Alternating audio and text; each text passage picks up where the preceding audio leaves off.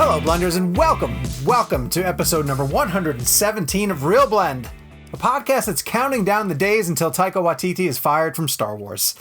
My name is Sean O'Connell, the managing director here at CinemaBlend, and we have a lot of great news to get to this week. Finally, developments on projects that we're really looking forward to, some shifting around the release date calendars, and a fantastic interview with the great Michael Madsen, who shares some incredible stories from his time in Quentin Tarantino's universe.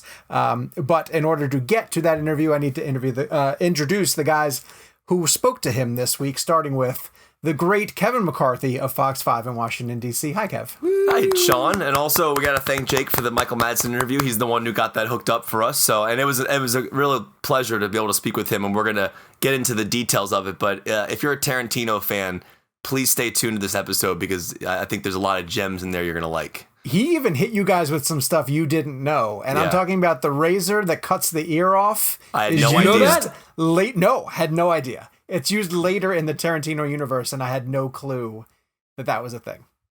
Yeah, I had no idea. And honestly, that was a really cool thing. And Jake and I can get into it as we get to the interview. But just the idea of him, he was so grateful just to tell these stories and talk to us about movies. It was almost as if it was cathartic for him to just tell the stories, even though he's told them before, or if he has or hasn't in that detail. It was still just kind of, I almost felt like we were helping him a little bit. Well, no, yeah, he said something at the end of the interview, and I don't know if it makes the cut or not, but he's basically, when we were thanking him, he basically said, I love telling these stories, and so it's nice to have someone to tell them to. Yeah. And it was just sort of like he genuinely really likes, I think he's incredibly proud of his work with Quentin Tarantino, and I think, we gave him, an opportunity to geek out with us a little bit. Kevin's right. Jake has been crushing it in terms of just getting people to come on to his Zoom interviews. So Jake Hamilton of Fox 32 in Chicago. Hi, Jakey. Jake got John Boyega, got Madsen before this. And then when he gets these people, he also says, thankfully, hey, I got a podcast. And if you want to come on and talk even longer, this is a great opportunity for you to do that. So Seinfeld is coming on the show soon, Jake? Is that what I'm taking away from this? Gabe said no. Oh, damn it. Come on, Gabe. Gabe said that if he did something successful in his life, that he'd be good for the show, but unfortunately not. That show's so old. No one talks about it. No one cares. Move on. Plugs. I want to remind everybody we have a community page over on Facebook. Obviously, there's a ton of stuff going on there in the Blender family. It's growing every single week. New members joining it, so head over to Facebook and search for the ReelBlend podcast community. As you can tell, we are recording these on video now and posting the full shows onto CinemaBlend's YouTube page. We're also breaking out the individual interviews and putting them on YouTube as well, too. So you should be able to get a separate clip or download of the Michael Madsen interview at some point. And if you go back through, we have a playlist on that YouTube page, I believe, Gabe, playlist on the YouTube page for ReelBlend, so that you can go back through and find our old shows and old interviews as well, too. And then, of course, we're available wherever all of your favorite podcast apps are available. We have one last week, or this is the last week, or a few more days left for our shirt. We put together a shirt. It has an exclusive original design, a ReelBlend logo, and the silhouettes of the four guys in the show. And we created the created the shirt specifically for the Will Rogers Pioneers Assistance Fund. Obviously, the show is completely rooted in the fact that we adore going to the movies. We're constantly talking to the people who bring us to the movies with their films, and we wanted to do something, whatever we could do to help out theater employees who are struggling during this time. And so we found the Will Rogers Pioneers Assistance Fund, designed this shirt, and all of the proceeds from the sales of this limited design t-shirt are going to go to Will Rogers Pioneers Assistance Fund. So we set a goal of 50 shirts, blew past that, set a new goal of 100 shirts. We have managed to even go past that. And so this ends on May 8th. If you haven't yet had a chance to get a shirt, you've been meaning to get one, you've been putting it off, please grab one soon, because it ends on May 8th, and all of the proceeds go to an amazing cause. Like I said, Will Rogers Pioneers Assistance Fund. We will have a link to the show in the description here. If you're on your podcast thing, go to the description of the show. If you're watching us on YouTube, we'll have it down below in the description paragraph too. So follow that link, grab a shirt before they run out, because we are not going to have this design available anymore after that. You guys got your shirts, right? You guys grabbed them? Yeah, I did. Oh, And you yeah. know what's great is how many people donated extra. They bought shirts and then donated a little, through a few extra shekels toward the cause, which I thought was really fantastic. Yeah, that's what Lauren and I have been doing. We've just been buying shirts and hoodies that where the money goes. Like this is what I'm wearing right now. I love the one you're wearing now. This is the Arnold one. It says, "Don't be an ass, stay inside." He's got his two donkeys. Yeah, and honestly, it's Lulu. And then I can't think of Lulu and the other one. I can't think of what this is Lulu. This is Lulu. No, but it is funny because like these are awesome. I wear them all the time because I'm home. I mean, I wear like a dress shirt on the air, but they're amazing. And knowing that the money for this went to charity, it's the same thing with our shirts. We're not making a single penny off of them. They're all going right to charity. So it means a lot to us, and we're doing this because we care and we want to help the film industry. That's really what it all comes down to. I also can't wait to see once the shirts get shipped. Now, I don't think they get printed until after the campaign is over, but once you guys start to receive your shirts, I need to see pictures of you guys wearing them posted to social media, and we'll blast them across the ReelBlend page and our own individual accounts. So make sure that you share yourselves wearing ReelBlend merch, because I'm just psyched that there's over 100 people who are going to have ReelBlend t-shirts, like shirts that have the name of the show that we created out of thin air, are going to be worn around all of the amazing places that you guys are from. So I'm used to sending you shirts or like pictures without a shirt on. So now I'll finally send you a picture with the shirt on. Yes, please. That'll be. And the shirt you're wearing is like you can wear it with pride because like everybody who listens to our show loves film, and you know that went to a good spot. It's kind of it's like a win-win for anybody who gets it. I love it. Okay, so we just celebrated May the 4th be with you, and we're talking about all things Star Wars, and thankfully there's been some Star Wars news to get to, and thinking ahead, we created a weekly poll last week that did not go the direction that I just assumed it was going to go to. We asked, what is the best Star Wars lightsaber battle? And I consulted with Jake because he's the Star Wars expert around here, and he gave me the 4 that he thought would be the best choices. We had Duel of the Fates. And then you changed one of them. From episode 1. Well, because was Gabe the one who recommended the change? Yeah, he did. From 7 to 9. And then someone brought up another one too that I'll mention, and they said it would have made it a lot harder. But anyway, Duel of the Fates from episode 1, which is the Maul versus... it's great. And actually, someone who voted for that said it's specifically the score that catapults that to their... I mean, it's called. I mean, like the score is called Duel of Fates. I mean, that's even why. Yeah. So the second one was Mustafar, which is Mustafar, Obi-Wan versus Anakin in their final battle.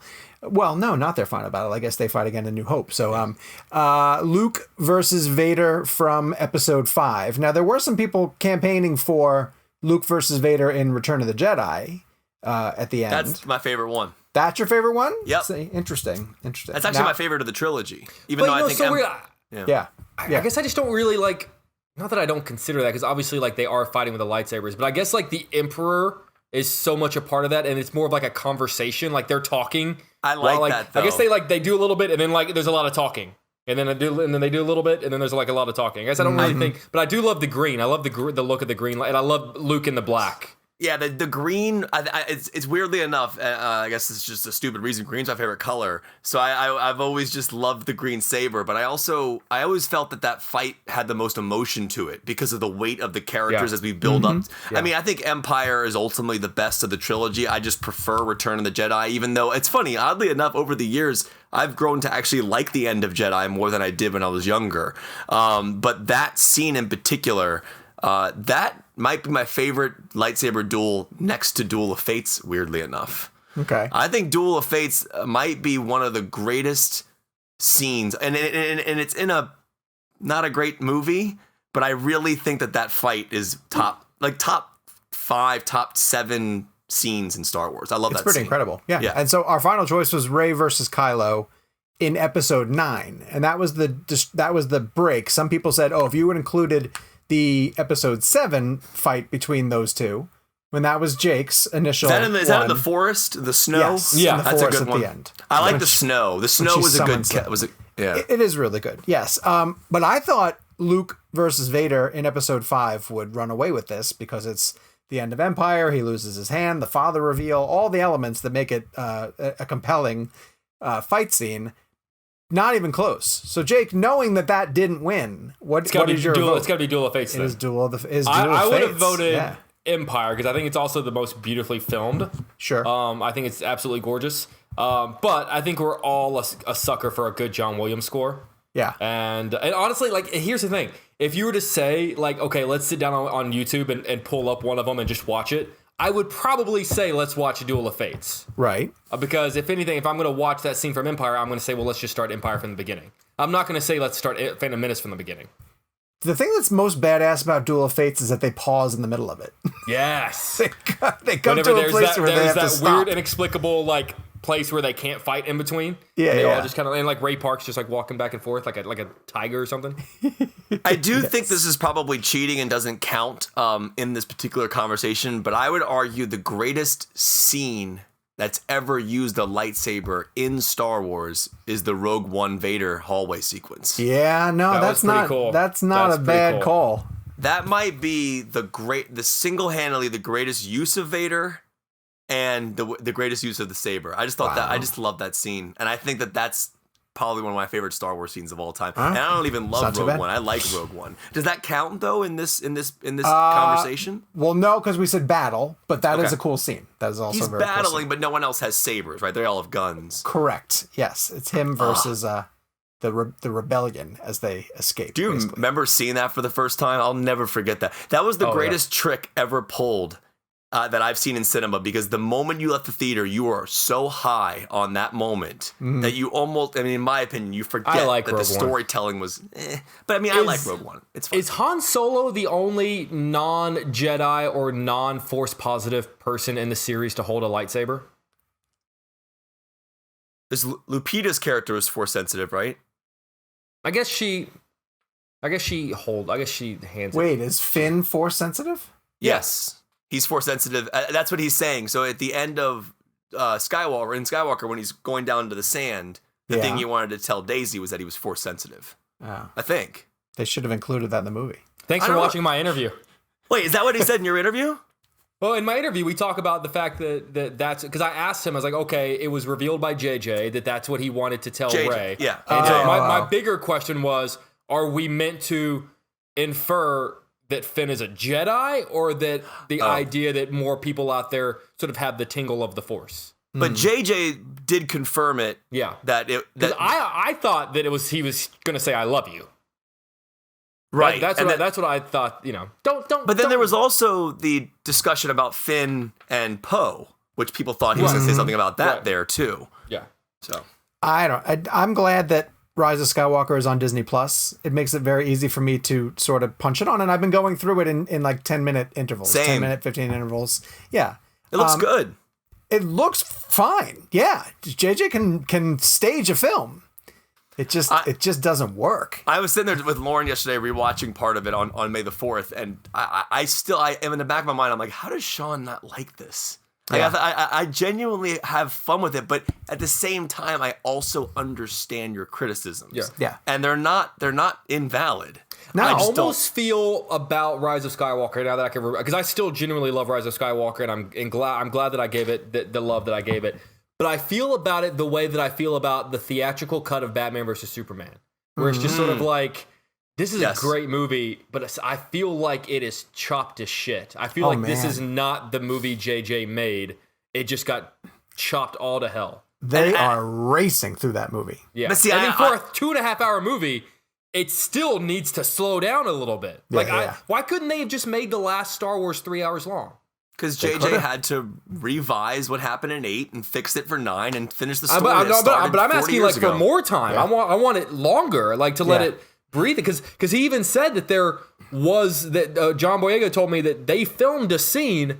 He and Daisy filmed a scene where Daisy says, I think I've always known that you had the Force inside you, or something like that. And I was like, that, because where he reveals what, I guess that I've been feeling this, and I think that I might have something in me. And apparently Daisy's like, I've known since I met you, or something like that. I would have loved to have seen that scene. Would it really hurt to have 2 extra minutes? Jake, I want to ask you this. Now that all 9 films are on, so this is relevant because yesterday was May the 4th. We're recording this on Revenge of the 5th. And so you're talking about all 9 films of the saga being on on there. So I know we've discussed before what orders we should watch them in. I will always be a 4, 5, 6, 1, 2, 3, 7, 8, 9, just release order. That being said, if someone were to sit down for the first time and watch all 9 of these, one, would you sit down for a weekend and watch all 9? Have you watched all 9 from front to back since all 9 have been out? No. Before we went to the premiere, I watched 4, 5, and 6. Oh no! I watched all of them, including including Solo and Rogue One in chronological order. I started with Phantom Menace and made my way all the way to Last Jedi. So you did a 1 through 9. Already. Yeah, and then like the next day, because in fact I even think because we had to fly from I think New York to LA to go to the Star Wars premiere. They fly now. They fly now, and I think I even I caught the Last Jedi on a plane. And I did the same thing. The next day, yeah. Not since it's been available on VOD, but I think so. You know, there's someone in my life right now who hasn't seen the old Star Wars movies, and so we are going to. So I've been trying to have this thought of like, how do I do this? Like this is a big moment. Do you want me to send you the untouched VHSs? Kinda.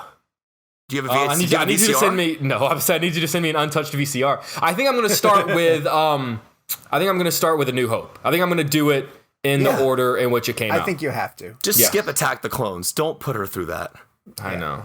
Come on, just why put someone through that? Okay, so wait, Jake mentioned flying, and I had a question I want to throw at each of you guys, and then we'll get to our interview because we're going to get to Michael Madsen, and I know people who might see Madsen in the headline want to get to the interview, but they might be mad we haven't gotten there yet. I have been. They're mad, son. Don't get mad, son. I'm sorry, Gabe. Is that doesn't meet the bar of wordplay on this show? That's not good enough for ReelBlend? So everybody knows who's been listening to the show that a white whale of ours is Nolan, and we've been pushing to get Nolan. Dunkirk is coming. Dunkirk hasn't moved off of its date yet. Tenet. Tenet. But I like hearing you say Dunkirk. You can say it again if you want. Tenet has not moved off its date yet. So I'm gonna put this out to you two on the show.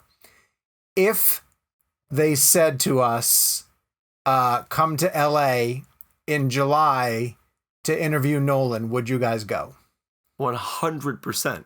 Yeah. I think it would. For me, honestly, it would kind of depend on like how the world is. That's not what I'm asking. That's not what I'm asking right now. What are you asking? I'm asking that if we had to decide right now that in July, I would just say yes, and then if the world is still in a bad spot, I would change my mind in July. Okay, I see. That's fair. I think that's fair. But you would at least consider going. I would consider going. I just because we normally let people know we normally fly a lot to go interview people, and none of us have for a really long time. Yeah, this could theoretically be the first trip that we might be looking at. Not that this is being offered to us in any way, shape, or form, but I'm just dreaming ahead that it might possibly happen. Let me give you a hypothetical. Sure. Same question. Okay. They give us Nolan for an hour over Zoom for our podcast, or 5 minutes in person. Oh, then an hour over Zoom. An hour over Zoom, 100%. What about Spielberg? Always an hour over Zoom. It doesn't matter who it is. Sean has never met Spielberg. Yeah, I would still do an hour over Zoom. Just an hour to pick his brain. Yeah. That'd be amazing. Yeah. And I gotta be honest with you, like 5 minutes. So I guess we'd fly across the country for 5 minutes all the time. I don't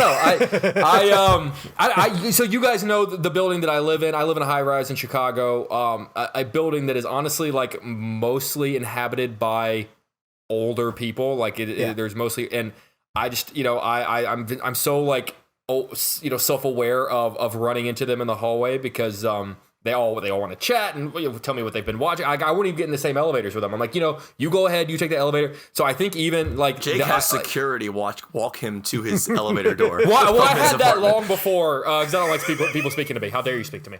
But no, I don't think so that's why not to like put a bummer on the hypothetical, but like that's why I think I would really have to like assess the situation because I would not want to honestly like endanger a high rise full of people for Christopher Nolan. Okay, well, now that is where it gets into the reality of the situation. Right. Of course, I'm not going to endanger anyone in my life. Saying, like you guys, you're in your home, like with Lauren and Sean, like you're in your home with your family.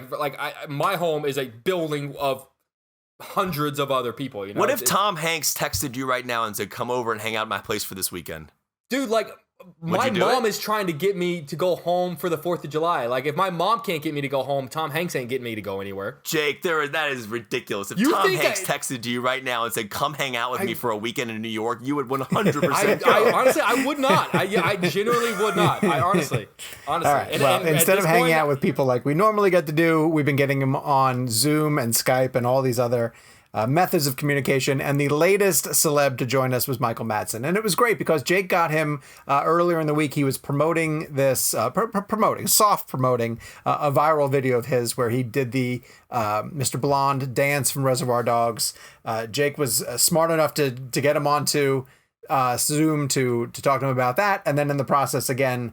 Just sort of let it sneak out there. They're like, "Hey, we have a podcast and we got Quentin on multiple times. You want to come join us?" And he was so into it, said absolutely, set it up. He set it up within a couple of days, and these guys got even more time to do it. So without further ado, the ReelBlend interview with the great Michael Madsen.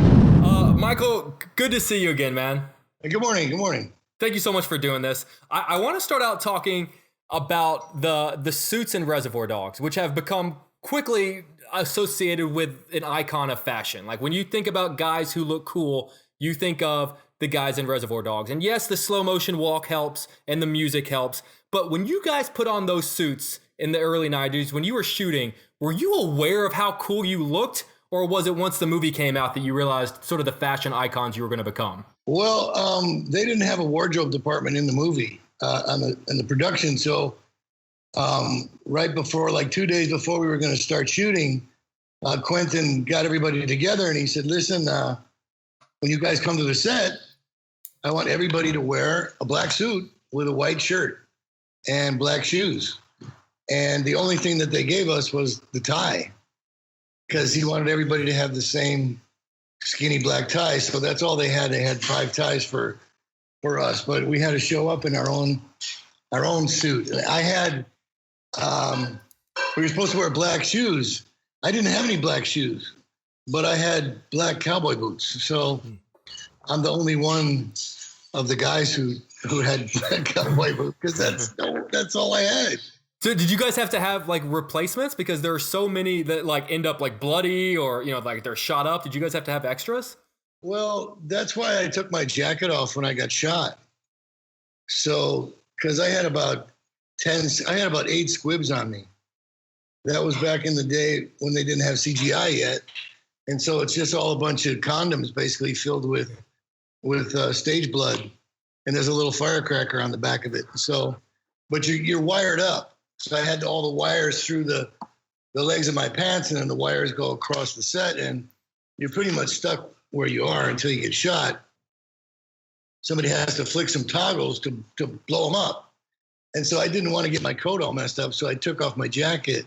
That's why I don't have it on. That's amazing. That's amazing. My suit didn't match. My pants and my jacket didn't go together. They were both black, but they were from 2 different suits. Steve Buscemi doesn't even have black dress pants on. If you watch the movie close, he has black jeans on. Yeah. That's amazing. Michael, you're talking about the squibs and the blood, and I think Quentin has always done a great job with still keeping that practical effect element alive. Obviously, there's some heavy-duty squibs in The Hateful Eight. There's squibs all over his movies, which I've always found fascinating. His use of blood is very interesting. I was curious when you looked over at Tim Roth laying on the floor in Reservoir Dogs, how were they keeping that going? Were they just like putting new blood down as the day went on? Because it just becomes so much. Like, was there somebody on blood detail doing that? Yeah, it's more blood than and it could come out of a body. And there's no way that he would have not been dead at that point. Right. But actually, to get him up and to clean him up and to put him back would take a really long time. And we were in a really, really tight schedule. So once he was down there on the floor in the blood, he pretty much had to stay there. And after a while, he was actually stuck to the floor. Yeah. It gets, it's like glue, And after a while, it gets really super sticky. And so he was basically stuck on the floor. Whether he wanted to be there or not, he kind of had to be there.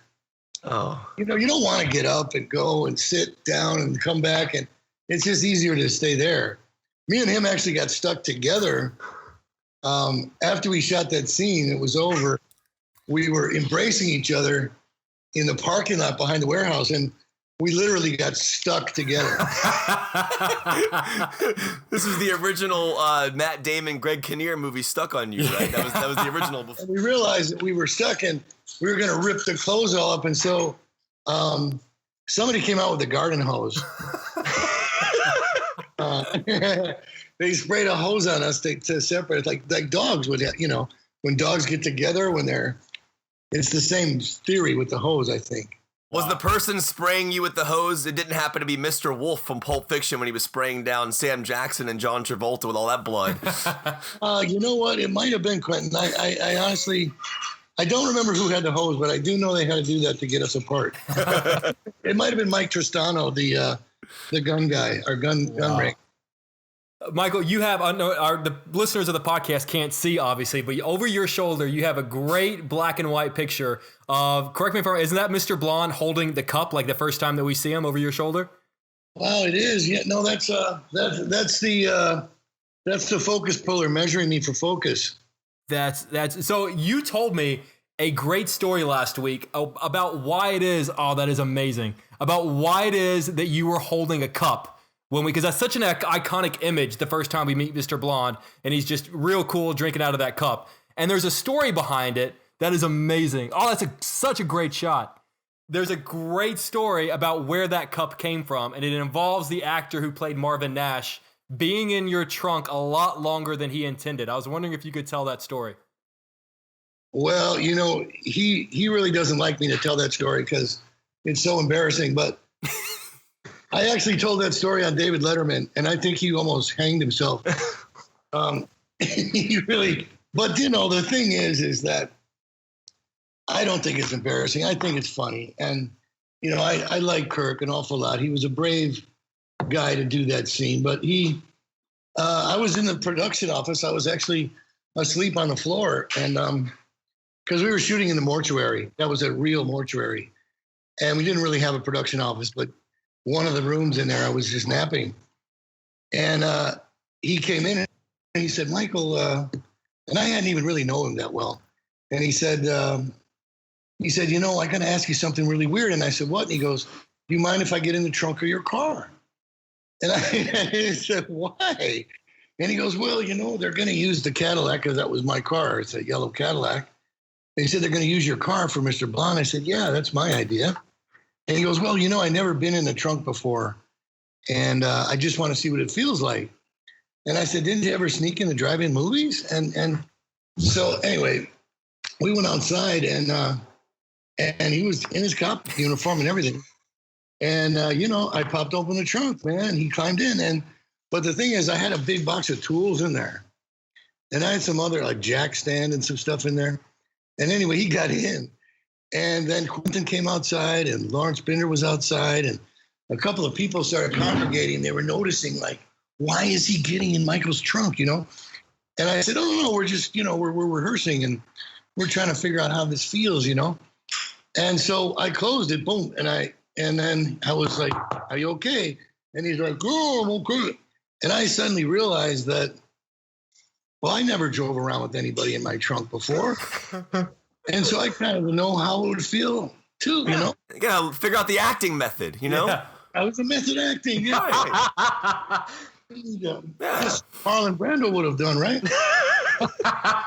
And so I said, hey, Kirk, I'm going to drive down the alley. And he was like, no. And I got in the car, I started it up, and right across from the mortuary, there was a long alley. But it was full of giant potholes, right? And so when I was going down the alley, it was like boom, boom, boom, boom, boom, boom, boom. And I could hear all the stuff in the trunk, like banging around. And Kirk was obviously not very happy. And then I was going to turn around and go right back, but there was a dead-end street. It was a one-way street. So I had to pull out and then go on the main highway to go back around to the mortuary. And when I turned, there was a Taco Bell. And so I would have stopped too, Michael. It makes sense. I mean, come on, I was 33 years old. Yeah. I was a young guy. I was on my first movies, and I could hear him back there gaining knowledge from that. You were helping him. I was helping him know what it would be like. You see, Michael, do you envision a scenario where the Taco Bell person hears the person in your trunk and calls the police and said this guy has a guy in his trunk and he's kidnapped him? Well, I went through the drive-through. And I had to get something, and so I got French fries and a Coke. And I had to turn up the radio because he was banging in the trunk so loud. I just cranked up the radio. And then, so the thing is when we finally got back, because I had gone a little long, there was a few people in the parking lot that were really worried about what happened. So, I got out of the car, and I went inside to lean on the pole for the camera rehearsal, and that's why I have the soda in the movie, because Quentin saw me. Why you have that, Michael? Where did you get that? And I go, well, I went to Taco Bell. Mm-hmm. And he's like, you went there with him in the trunk. And well, so I love that. It's great. That's for real. So we'll keep that in the scene. So anyway, when they did open the trunk later, when he's actually seen in there, I think he knew a lot better what it was like. Because he was super sweaty and he was banged up for the tools and stuff. And, there was no acting required, really. Love it. Love that. Michael, one of the things I've always wanted to ask you, and I'm sure there's no exact answer to this, but I'm just curious what your perspective on it is. So in Kill Bill, Bud talks about the idea of pawning off his Hanzo sword.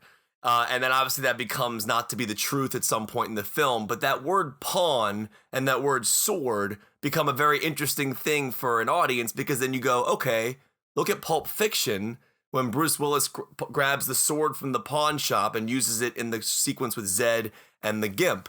So I was curious, was there ever any conversation about I know they're not the same sword, or if they are, I have no idea, but has there ever been a conversation or a coincidence in your mind that those two could be somehow related? Well, I know that he does stuff like that a lot. I mean, that's why my Cadillac is in Once Upon a Time in Hollywood. Right. That's my Mr. Blonde's car. But who's going to know that unless they knew that, because Quentin's not going to announce it. He wants people to find out these things in their own experience, you see. Right. When I saw Kill Bill in London at the premiere, after the movie, Quentin was with me in a restaurant, and he said, "Did you see it? Did you see it?" And I said, "Did I see what?" And he goes, when Uma's buried in the, did you see it? And I said, "I don't know what you're talking about." And he goes, Michael, the razor. And I said, "Well, yeah." And he goes, that was yours. That's the exact one that you used in Reservoir Dogs. What? Yeah, he had kept my prop from Dogs, and he gave that to Uma to use in Kill Bill to cut her ropes off. That you cut his ear off with? Yeah. Is the razor itself the same razor in the world of the movie, or just the prop? No, the prop itself is the same one that I used in Reservoir Dogs. He does stuff like that. He keeps stuff like that, and he has these wonderful. I got the idea from him because I started keeping stuff too. But and I said, "Well, you didn't tell me. Why didn't you tell me?" And he goes, "I was waiting for you to ask me." So he figured I would notice it, and I would say, "Hey, was that my razor from Dogs?" But I honestly, it never occurred to me that he would do something that cool. But he's like that. He's wonderful that way. He rebuilt the video store that he worked in inside of his own house. Yeah. Well, Mike, just based on what you just said, though, about asking him a question, like how you didn't actually ask him about the razor, are there things can you go to Tarantino and actually ask him things that you might want to know? For example, the diamonds at the end of Reservoir Dogs. We know that Pink runs off with them. Are you curious as a person outside of the movie as to what happens to those diamonds? Can you go to him and say, what do you think happens here? Well, he would probably say, what do you think happened? Yep, exactly. I wanted to play Mr. Pink just for that reason. Yeah. I wanted to get away with the diamonds at the end. I didn't want to get killed by Tim Roth. But, it's conjecture. I mean, you hear a lot of gunfire. And so you kind of figure, well, the cops killed him. He couldn't have got away. But it's up to you to figure it out. That's what he would say. he does a lot of little things like that. Everybody's interconnected. When you hear, like if you watch that documentary, the QT8. We loved it. I loved it. There is a lot of explanation to a lot of connections. There's a lot of stories in that documentary about the connections of all of his characters in his movies, from True Romance to Reservoir Dogs to all the way to Pulp Fiction. So it's fascinating because you realize that he had all that stuff in his head. You know what I mean? It's amazing. Yeah. I remember I went to his house when he was writing Kill Bill, and the pages were all over the floor. Just handwritten pages, just all over the place. He's like, oh, there's chapter 1 over there, and there's chapter 2 over there. And I thought it was cool the way it was handwritten. Yeah, the circle. I like how you circled the numbers and stuff, yeah. Yeah, and that's my father used to do that, like block printing. Yeah. You know, and he's just, his mind, like when did he find time to write Hateful Eight? That's what I'd like to know. Like, you know, Michael, I wrote this Western and got a little part for you. They're like, what? I thought you were weren't you on vacation somewhere? What the hell? When did you do that? Mm-hmm. But it's amazing. He can crank these things out in a short amount of time. God only knows what he's writing now. Could be anything. I hope it's the Vega brothers. Yes. So do I. You told me that originally you were going to be playing a different character in Kill Bill. It wasn't going to be Bud. Was the original character? Can you tell us who it was, or like was it fully fleshed out, or what was the deal with that? I was supposed to be a character named Mr. Barrel, and I think I was one of the bodyguards of the Crazy 88 because I was going to go to Beijing, and I was going to do a lot of sword training, and I fooled around with the sword a lot, so I knew what I was doing to a certain extent. And Mr. Barrel had a Lone Ranger mask on the end of a stick, and I would hold it up to my face whenever I sword fight, see? Oh, that's awesome. Oh, that is cool. It was a really cool gimmick, and that's what I was originally cast for that part. But then, like, I don't know, I think it was before they left for Beijing, because he stayed in Beijing for like 4 weeks, and they were only supposed to be there for 2 weeks. But he called me on the phone, and he asked me to come over. And sure, you know, so I did. And believe me, when Quentin wants you to come over, you don't waste a lot of time. And I climb over the fence because I don't know the gate code. And does he really have the P-Wagon car in his driveway or at his house? Yeah. It's amazing. He has the Challenger from Vanishing Point. Oh, wait. That's one of the greatest movies ever made is Vanishing Point. Oh, my God. He has the Challenger from Vanishing Point? He has the Black Nova from Death Proof, too.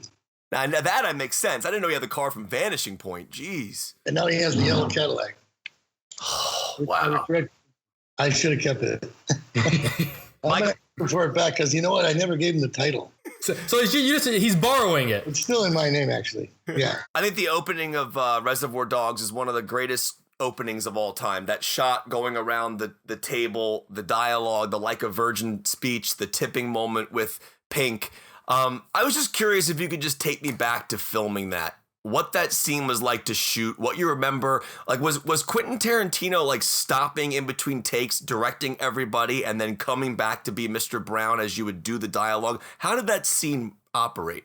Well, just like you said, I mean, you see, it was Andre Sakula that he made a long chalk mark all the way through the parking lot of the Pancake House. Okay. And each one of us individually had to walk the chalk mark, just alone. And you walk this perfectly straight line for however long the shot was. It's a steady cam, a slow motion cam. And so everybody did a different thing. And I was like this, I think I did it second. And that's why I got a cigarette. But nobody else smokes in the whole opening scene except me. Because I was the first one to think of it, see? All the other guys went, oh, I want to smoke. And he was like, no, Michael did it. So, you know, everybody can't be smoking. So that Tim Roth got me back, though, in Hateful Eight when he fired off his gun when he gets shot, because that's what I was going to do. Oh. He heard me tell Quentin that I wanted to fire off a shot when I get killed. And Tim got killed before I did. And sure enough, as soon as he got blasted, bam! He killed.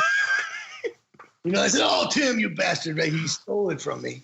I know he did. See, and because when I wanted to do it, I couldn't now because Quentin said, "No, Tim did that. Now you can't do the same thing. Everybody can't get off a shot." I had to just go. I had to just get killed, right? I thought it was much more dramatic to get off a shot, but anyway, he got me back for the cigarette thing and the walk. Harvey has a toothpick when he walks. See. People tried to do something cool in their slow motion walk, but it had never been done before like that. And it's been imitated for the last 25 years. Yeah. Everywhere. And commercials, for God's sakes. I've seen it repeated so many hundreds of times in so many things. It's crazy. Yeah. It was very specially done. And then we did one giant walk with everybody, where he was with us and we all walked together. I think we all did that twice. Because we had to walk and just keep going and disappear to the end of the parking lot, for the end of the titles there. Yeah. Lawrence Tierney did not want to do it, by the way. Really? He was a grumpy old guy. I've read that. Sometime. He swung a big punch at me in front of Musso and Frank's. He missed me, though. I leaned back right the last second. I felt the wind and almost got me. Every day when he would come to work, he'd say, "Give me $20. Give me $20. Give me $20. And I'd say, "No, man. No, Lawrence, no." But every once in a while, I'd say, "Okay, man." And then the next day, he'd give me $20. And I said, "I just gave you $20 yesterday." He'd say, "I don't know, give me $20. I said, "No, man." And he swung at me. And he missed me, thank God. It probably would have knocked me out. He made a lot of money off that movie. Well, nobody did actually, but we all did that. That movie was done for less than $1 million. Wow! And everybody got scale. Michael, we've been doing this podcast. I think we're about coming in on 120 episodes, and there's one more guy that joins us, and he wasn't able to make it today. But we have an ongoing debate, almost from the beginning of the show, about whether or not Kill Bill is one movie. Is it one movie or is it two movies? Kevin and I believe that Kill Bill is one film, and Sean, who is not here to defend himself, believes it's two different films because it was released at two different times. Where do you stand on our? We've had Quentin weigh in with his thought, and we're curious since you're in the movie, what are your thoughts? Is it one movie or two movies? Well, I mean, I think it originally was supposed to be one movie, but I think they were shooting such incredible stuff that when everybody started seeing the footage and it came time to cut it together, I think everybody realized that, what were you going to cut out? I mean, it was so brilliant. It was so great that there's really nothing that anybody wanted to lose. And I remember I was actually shooting in my trailer in Barstow with David, the opening scene with me and David. Oh, I love that. And I tried to pull a gun on David, by the way. It was really funny. And then he left the set and nobody knew where he went, and he had gone to get a gun. Because he said, Madsen's going to pull a gun. Well, I'm going to pull one too. And Quentin was like, no, you guys, put your guns away. You're not guns, It was actually very, very funny. I love David so much for that. I miss him every time I tell that story. Because he didn't know I had a gun. I surprised him when I came out the trailer with a pistol. He didn't know I was going to do it. So he just immediately left the set. Where's David? Oh, he's over at Props. He's asking for a pistol. But he came to me that day, Quentin, and he said, Michael, can you believe it? And I go, believe what? And he goes, I just talked to the producer, and he said, they want to release this in two parts, like part one and part two. And I go, really? And he goes, do you think I should do that? And I go, I don't know, And he goes, I think it's ridiculous. And he started laughing. I'm not going to do that. Meanwhile, 6 months later, it was volume 1 and volume 2. So I think it confused the hell out of everybody. And I think that it's the reason why Uma probably, I think David should have been nominated. I think David should have gotten an Academy Award. I think Uma should have got one. They should have went to her house and knocked on the door and handed it to her. Agreed, 100%. Because nobody knew, what was going to happen in the second part, because it didn't seem to have an ending to the movie. And everyone had to wait for 3 months for the ending to come out. And then it was passed the qualifying time for certain things. I think that confused a few people. But when you see it now, I usually tell people to watch part 2 first and then go back and see part 1 because I don't know, it makes more sense for me that way. It seems more like, what happened to this guy? What the hell was that about? You know, it's a fascinating. I think that movie is a lot better than it was ever given credit for. It's an incredible film. It's so good. Yeah, it's a masterpiece, and Zoey Bell is incredible. The stunt work she does for Umar, she's amazing. So I love her. I really do. I broke her arm when I shot her with the shotgun out the trailer. What? You did what? You know when she comes in and I'm sitting in the camper with the shotgun in my lap, and she opens the door, boom! Right, that was Zoey Bell, and she was on a tether, and they tether her out. You see, in the air, and there's a big pad for her to land on the pad, boom, outside the trailer. It's buried in dirt. So when she hits it, you know, you can't tell that she's landed on a thing, but they did it. They ratcheted her so far out that she flew past it and she didn't hit the pad and she busted her wrist. Wow. Well, what I wanted to ask, so yesterday I actually, I feel ashamed to admit this, but I have no problem telling you this. I watched The Natural for the first time. And my father-in-law is obsessed with that film. My wife and loves that movie, so I wanted to experience it with them because it was a film they grew up with. And obviously, seeing you on screen was a very cool thing for me because, you know, prior to Reservoir Dogs and Thelma and Louise, I didn't see a ton of your earlier work. So I'm watching this movie and I see your performance, and you're so great in it. And I was just curious what you remember about your experience with Redford, but also that particular scene where your character dies. It's a very crazy sequence as you run right into that back of the field, into that wall. Like, what do you remember about filming that and that movie in general? Well, you know, I wasn't very good in high school, and so I couldn't really play a lot of sports in school because I had such terrible grades. And, you know, I tended to run around with the wrong crowd, and, you know, I wasn't really the jock in school. And all the cool guys, you know, got to play football and track and baseball. And so, because I never got to do that, when I got offered the part in The Natural, I wanted to do the movie because I wanted all my buddies that I grew up with to see me being a baseball player. You know, I wanted to put that Knights uniform on and hit some baseballs and actually experience being a Major League Baseball player. And I really, I got cut out of that movie quite a bit, I think. It was one of my first experiences as an actor to know that what you do in a movie might not necessarily end up in the movie. And that Bump Bailey was a lot bigger character. And I did a lot of other stuff in that movie that never made it in the picture.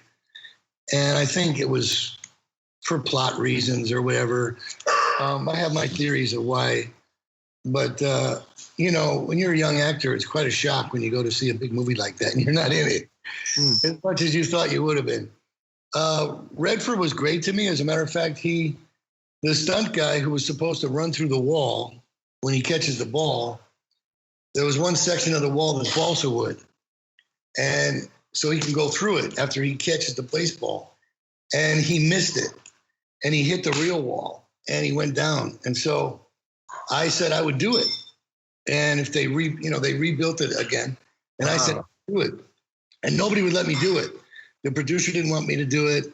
Barry Levinson didn't want me to do it. And Robert Redford said, if Michael wants to run through the wall, let him do it. If Madsen wants to do it, let him do it. And so I did. I actually ran out there and caught it and it went through. I landed on a mattress. And I can't tell whether that's me in the movie or not because they did do it again with a stunt guy. And I was on the other side of the field when they shot it. I mean, I ran out and caught the ball. I did all the batting myself. I did pretty much everything except that, but I did do it one time. And I never know if that was the one that's actually got left in the movie. But there was a bunch of scenes I did that were not in there. But it was a War Memorial Stadium in Buffalo, New York. And, you know, it was fun. It was one of the biggest pictures I had ever done at that point. Yeah, well, it's a great movie. I know we're wrapping you up, so I'm going to bring this back full circle as we wrap you up. Jake started the interview about Squib, so I was going to ask you real quick before you go, what's your favorite Squib story? I know Tim Roth has some crazy Squib stories, but something that happened in one of your films where the Squib just kind of went off at the wrong time, or you found blood later on in your I don't know, in your arm somewhere. I don't know. Well, you know what? One time I was making a movie in Vancouver. It was called Vice. It's a cop movie I did with Daryl Hannah. I like that movie a lot, by the way. It's one of my personal favorites, and I could explain why, but it would take me a long time. But anyway, I get shot at one point in that movie in the chest, and we did it that night. We were up pretty late shooting that, and I really wanted to go back to the hotel. I really wanted to go to bed, and so I walked off the set after I did my coverage of getting shot. I had a black leather jacket on. I took it off and I went back to the Four Seasons. And so when we pulled up in front of the valet, I got out of the car. I had this great big bloody shirt on with a bullet hole in my chest. And I got out of the car and I was really super tired. It was about 3:00 in the morning. And the valet guy goes, Mr. Madsen, are you all right? Are you all right? And jokingly, as a joke, I said, I got shot, man. I got shot, I meant, of course, that I'd been shot in the movie. I didn't really mean I got shot. But when I walked away, I went in the lobby, right? And at the Four Seasons, they have elevators on the lower as well as the upper. And so I went right in the elevator and I went up there. And, I got up to my room and it was about 10 minutes, maybe 15 minutes. I'm in my room and I hear sirens out front. And I'm like, wow, what the hell is going on, right? And my phone's ringing, and I said, hello. And they're like, Mr. Madsen, they're coming up right now. The paramedics are coming up. And I said, what's going on? And they were at my door, banging on the door, and I opened the door, and they came in with their kits and everything and put them down. Sit down. And the guy was trying to put the blood pressure cuff on me, and I said, guys, I'm okay. It's fake blood. I'm not really shot. And it took them about 15 seconds to realize that I was not bleeding to death, but it was very funny. That's an amazing, amazing story. Well, Michael, I want to say thank you so much for joining us. I really, really appreciate it. Thank you for all that you've done for cinema. You're talking to two people who genuinely are just very appreciative of your time. And thank you for walking through some of these stories with us. I know you've told them before, but it truly means a lot to us. Thank you. You know what? You guys are very patient, and I'm cooped up at home, and it's been a great pleasure for me, honestly. It's great memories I have, and it's good to share them with everybody. Yeah. Well, we appreciate you doing it. Seriously, it's an honor chatting with you. Thank you for joining us on ReelBlend, and we'll talk to you again soon, man. Good to see you. Obviously, we want to thank Michael Madsen for joining the show and for sharing all those amazing stories. You guys got some great stuff out of him. Yeah, I mean, that was honestly a very, very cool thing to be able to just to talk to him. It was weird. I was like, I was sitting there yesterday when we were in the conversation, just looking at him with these Elvis glasses on, and I just kind of have flashed back to like me being in college, going around searching for the Mr. Blonde and Mr. Brown and Mr. Blue DVD covers, and I've spoken to him once before, but it was for Hateful Eight, and it was like it was a 4-minute junket slot with him and Bruce Dern, which is a great room. Don't get me wrong, but to actually pick Madsen's brain for 30 minutes without the fear of time running out. And then him want to tell stories was really cool. And the knife, the razor blade thing, I had no idea. That was one of those situations where you're getting him to specifically talk about the material, the subjects that you want to really go double down on, and he was all in.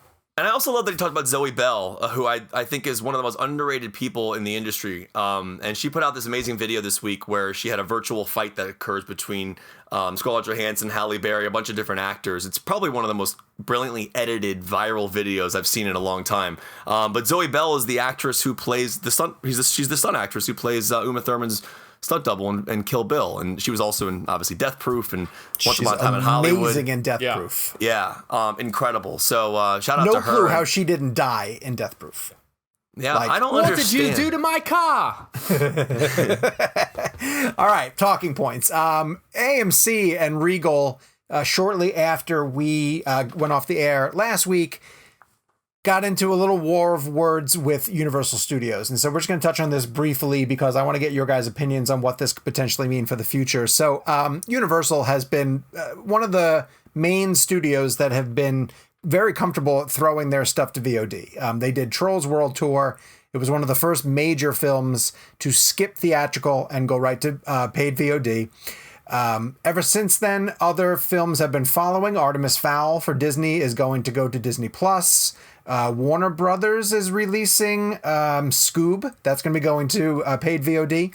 We're hearing a lot of rumors, though no confirmation yet, that New Mutants is going to go to VOD in some way, shape, or form. And then Universal, which is what triggered this argument, yet again has revealed that the Judd Apatow, Pete Davidson comedy, The King of Staten Island, which was supposed to go to theaters in June, is now skipping and going to paid VOD in June because they're under the impression the theaters won't be back up and running by that time. So AMC came out with a pretty bold stance saying we're not going to carry any more Universal films ever, which to me struck me as something that you can say now, while there are no Universal movies at the ready.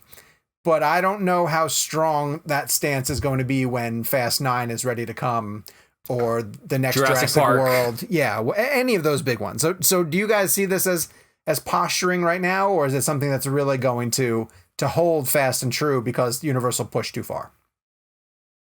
I mean, I just feel like, to play devil's advocate, and obviously, like, it goes without saying, everyone that's a part of this podcast is a fan of the theatrical experience. So by no means am I like taking the sides of any particular corporation in this fight. But I just feel like, I guess my question, and Kevin and I were talking about this last week, does AMC have the weight to throw this threat, for lack of a better word, around? We're talking about a company that was almost quite literally days away from declaring bankruptcy. Mm-hmm. And now they're saying, yeah, we were going to declare bankruptcy 3 days ago, but now we choose not just to not air your $1 billion franchise, but to give that to the competition. Because people are going to seek those movies out one way or the other. So If they're not seeing them at AMC, it's not like they're not going to see them. They're just going to go to a competitor to go see them. Okay, so like a Carmichael or they will find Alamo. some. So I guess my question is, like, does AMC really have what it takes? Like, can they follow up? Is it a hollow threat, which they've assured in the statement that it wasn't? But do they have the weight to stand up behind this threat, I guess is what I'm asking. I think what AMC did was extremely smart. I think it was actually an incredibly smart business decision. And I'll tell you why. AMC, so the articles are popping out there. Everyone's reading these misleading headlines. Trolls World Tour makes more money than the initial run. The run of the first Trolls movie, and then you have a Wall Street Journal piece come out where the Universal CEO makes a statement that is very threatening to the very nature of our theatrical business, which is we plan to, I don't want to take them out of context, but the quote was, we are going to plan to release films on both formats in the future, something along those lines. And that is a very scary sentiment. There are thousands upon thousands upon thousands of people who work at movie theaters that rely on those paychecks for their jobs. And so the theater experience, the entire idea of a theater, is not just the movie. It is a social experience, and also many, many people rely on it for their jobs and their income and to feed their families. So when Regal puts out a statement like 35,000 of our employees are at home, you start to think about the weight of what it would mean if VOD actually became the same day as the theatrical run. Because what are you going to, if someone's at home with a family and they have the option to watch that film on VOD or go to the theater, and they choose to watch it on VOD, that is taking attendance away from the theater, which is taking money away from the theater, which is taking money out of the pockets of the employees of the theater employees. So my opinion is AMC had to do this, and I'm so thankful they did, because they had to shift the narrative.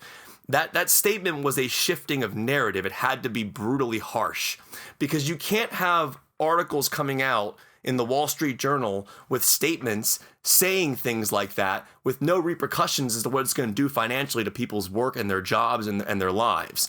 So you have this window that you've been experiencing for the longest time, this agreement you've had together, the exclusivity of the theatrical run, and then you break it with Trolls, which was deemed to be an exception.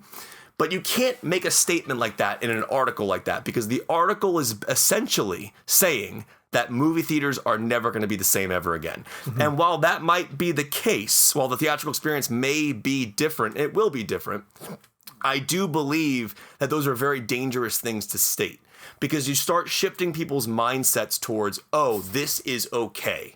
And I think by Universal drawing that line in the sand, it was a brilliant move, because then Regal jumped on. Now, Regal, I want to clarify, because Regal, a lot of people reported that Regal was joining AMC. They weren't. Regal's statement was, we will not play films that don't honor the theatrical window. It was a nicer way to say what AMC was saying. Right. AMC pinpointed Universal. I get that. But at the same time, Regal said the same thing. So now you have AMC's and Regal, two of the largest theater chains in the world, saying they will not play your films if you do not adhere to our theatrical window policy. That is an amazing statement, because now you've backed the theater into a corner. Because now you have two of the largest theater chains in the world, thousands of, whatever the number of theaters, I have no idea what the exact number of theaters are, but I know there's over 1,000 AMCs, who are not going to play your movie. And those companies need those theaters. I think it's the opposite way around. I think that the theaters, if they all stand together, if every theater company stands together and refuses to play films that don't adhere to the window, that will be the answer. Now, here's the thing. I am all for finding a middle ground. If you want to shorten the window from 90 to 30 or 45 or whatever you want to do it to find a common ground where it's a little easier for people to digest that wait time, that's what you have a conversations about. You don't just come out in an article and say, we're going to release on both formats. That's a threat. To me, it's a threat. That's a threat to the experience that we all love, and I took that personally. I found that to be a very problematic thing to say. Now, again, I'm sure that, they'll discuss things further. They'll have conversations. I'm not calling out Universal specifically. I'm just saying that I think AMC made the right move. They had to make a drastic decision and change the narrative. Think about how fast that narrative shifted. It went from Trolls being the #1 movie on VOD to AMC refusing to play their films. Well, that narrative shifted so quickly, and it was beautiful to watch. And right after that, Universal was the one that kind of apologized and clarified their statement. Exactly. They came out right after, and they said, look, we never said we're going to abandon theatrical altogether. We said we're going to use paid VOD in situations where it makes more sense. And we've been having this conversation on the show about how the theaters might become, just because of the amount of films are going to want to get on the big screen, and we talked about deals like IMAX screens and things like that, that the mid-budget films, or films that, like when we pointed out Artemis Fowl, we were like, okay, Artemis Fowl probably wasn't going to crush at the box office, so it makes sense for it to go to Disney+. But I go back to Baby Driver, a mid-budget movie. Yeah. That doesn't get, La La Land doesn't get a theatrical release.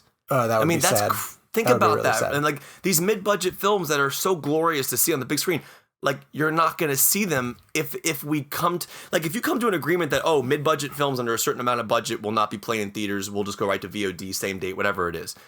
Like that, what does that mean? Does that mean every movie that doesn't cost over $100 million is going to be put onto VOD? I mean, La La Land was a theatrical experience. It only cost $20 million to make. Right. But that was a theatrical experience. So was Phantom Thread. And Jake brought up comedies. And in that sense, King of Staten Island is one of those ones that would do better with a theatrical experience, because people tend to react to comedies stronger in that way. Now, I could also see Pete Davidson kind of leaning into this and going, all right, everybody, where it's legal, you could smoke weed and watch the movie with me, or whatever. You know what I mean? I could just see them playing into certain ways at home to have fun with it, I guess. Yeah. But at the same time, there's nothing that will capture that audience experience. And I don't care what anyone says. You were at home watching a movie. There's no safety. At the theater, you do not have the ability to pause the film. It keeps going. That's the way the world works in the cinema. At home, you run it. So your experience is completely edited, essentially, by your own self. Sure. Whether or not you want to pause it, whether or not you want to get up and get a snack, imagine getting up and getting a snack and missing an entire key piece of dialogue that completely shifts your entire perspective on the story. I mean, these are things that can happen at theaters. You can go to the bathroom. I get that. But I think at home, it's easier for the person to make their own rules. And I think in theaters, it gives you the experience. This is how we're going to show it to you. Enjoy it. And I but think there still hasn't been a movie selection. There still hasn't been a title that has been announced that it's going to VOD where I went, oh man, like that was going to be a massive theatrical experience. Like everything that, and honestly, even the Apatow movie, because I question like how much people really like Pete Davidson and how much a Pete Davidson comedy was going to do at the box office. Every movie has made sense. Yeah, like there still hasn't been one where I've gone, oh, now the game's changing. Like if anything, it just kind of seems like a cop-out excuse for a lot of these studios to get rid of movies that were, if anything, just going to be bad press for them. Like if it's sort of like they're all looking around going like, look, we've got a handful of movies on our slate that aren't going to do well. If they're going to come out in theaters, they're going to be bad press for us and they're going to lose money. Why don't we turn this into a positive for us? And now we look like good guys because it looks like we're giving people gifts while they're stuck at home. New Mutants a release date, because for God's sakes, look, you'll get New Mutants in the next 8 to 10 years, and you'll be happy about it. All right. But what about films that need the theater experience to actually make money? La La Land made over $300 million worldwide, or whatever the number was. That would not have done that at home. I know I can't scientifically break down as to why that wouldn't happen at home, but that movie really benefited from the legs. That was a word of mouth. Right. And I think, that's the thing that's crazy to me is, I don't know. I just find this to be such an interesting topic. I mean, are you guys with me on this? I think AMC made a smart decision. I think it was a smart business decision in the moment. I wasn't knocking the decision. My initial point was just questioning staying whether, power. whether like, they've got a lot of, they're talking a big talk. I guess my question is whether or not they can back it up. I also think they picked a fight with one of the smaller kids on the playground. They did. They didn't pick it with Disney. Nope. They didn't pick it with Warner Brothers. Nope. Now, Universal is large, obviously. Yes, of course. It's not like, if this was it's one of the big, well, it used to be 6, but one of the big 5 now. Yeah. For sure. And so, here's the thing. If AMC took a swing at Disney, then I'd be like, well, all right, now we have a conversation here. Yeah.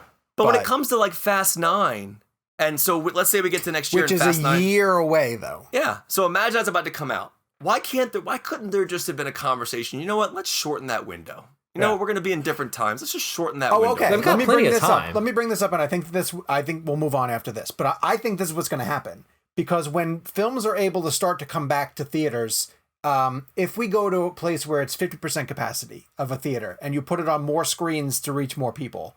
So let's say that Wonder Woman comes out in August, right? And they put it on as many screens as they can, because there isn't a lot of competition. It's just Wonder Woman. And it gets a big screen treatment for maybe 2 weeks. But 2 weeks later, the next big thing comes, which I don't know the date, but it might be Quiet Place 2, right? Theoretically, Quiet Place 2 comes out. Now Quiet Place 2 needs some screens. So Wonder Woman can come off. But now they allow it to go to paid VOD immediately. Oh, I like that. So they do the 2-week run solo. Yes. Now, what if you have multiple films opening on a weekend? What do you do? I don't know. Like, do you divide? I mean, but I actually like I like that idea. You know what that reminds me of? That reminds me of the Netflix formula. And that's why I've always defended Netflix in regards to that. Well, after we saw Roma and I understood the idea of where theaters were, that was a very eye-opening experience for me. So I have no problem with, you want to pop your movie in theaters for 2 weeks? But see, here's why I don't have a problem with that. 2 weeks might be a little short, maybe a month, but 2 weeks to a month, the reason why I like that is because it makes the person go to the theater if they want to see it right away. Yes. But I would argue that there are too few complacent moviegoers out there that will straight up just not go if they know all I've got to do is wait 2 weeks and then it's available at home. Like I think you risk losing millions of dollars. You risk losing millions of dollars if you make it that quick of it. There's got to be a time in which 30 days.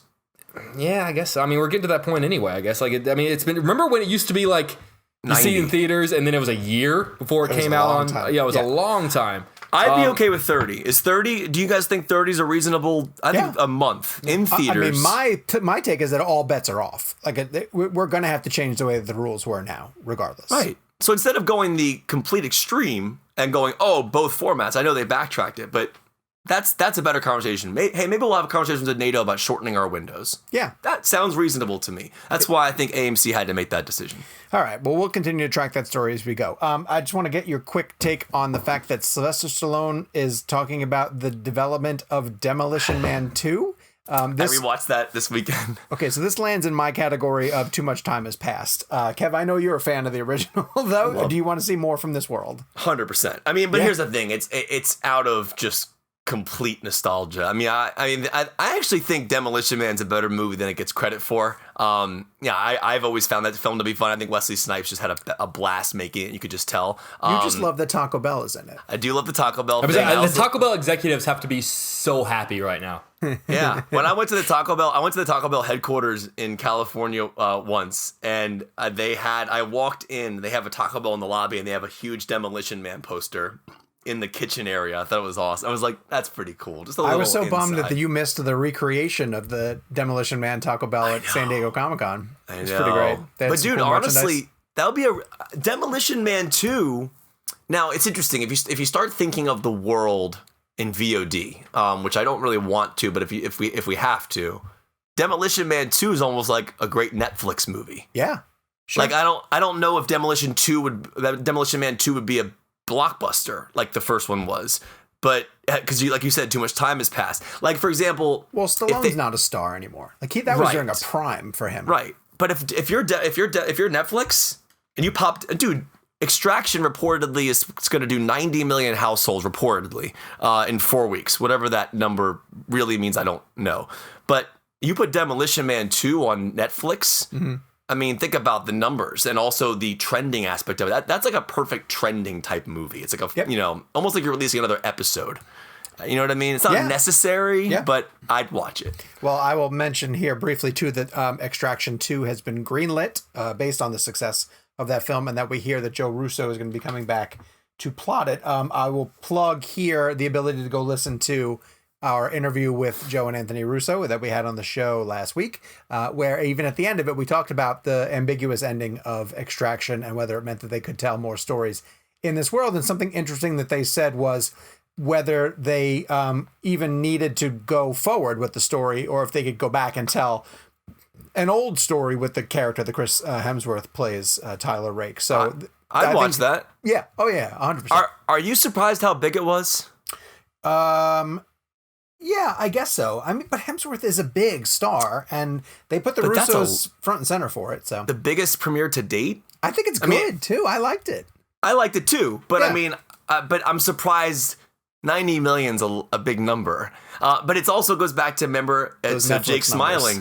Think about the Trolls World Tour numbers. Yeah. So what other films have come out that have been that big on Netflix that you could compare that to? So let's say, for example.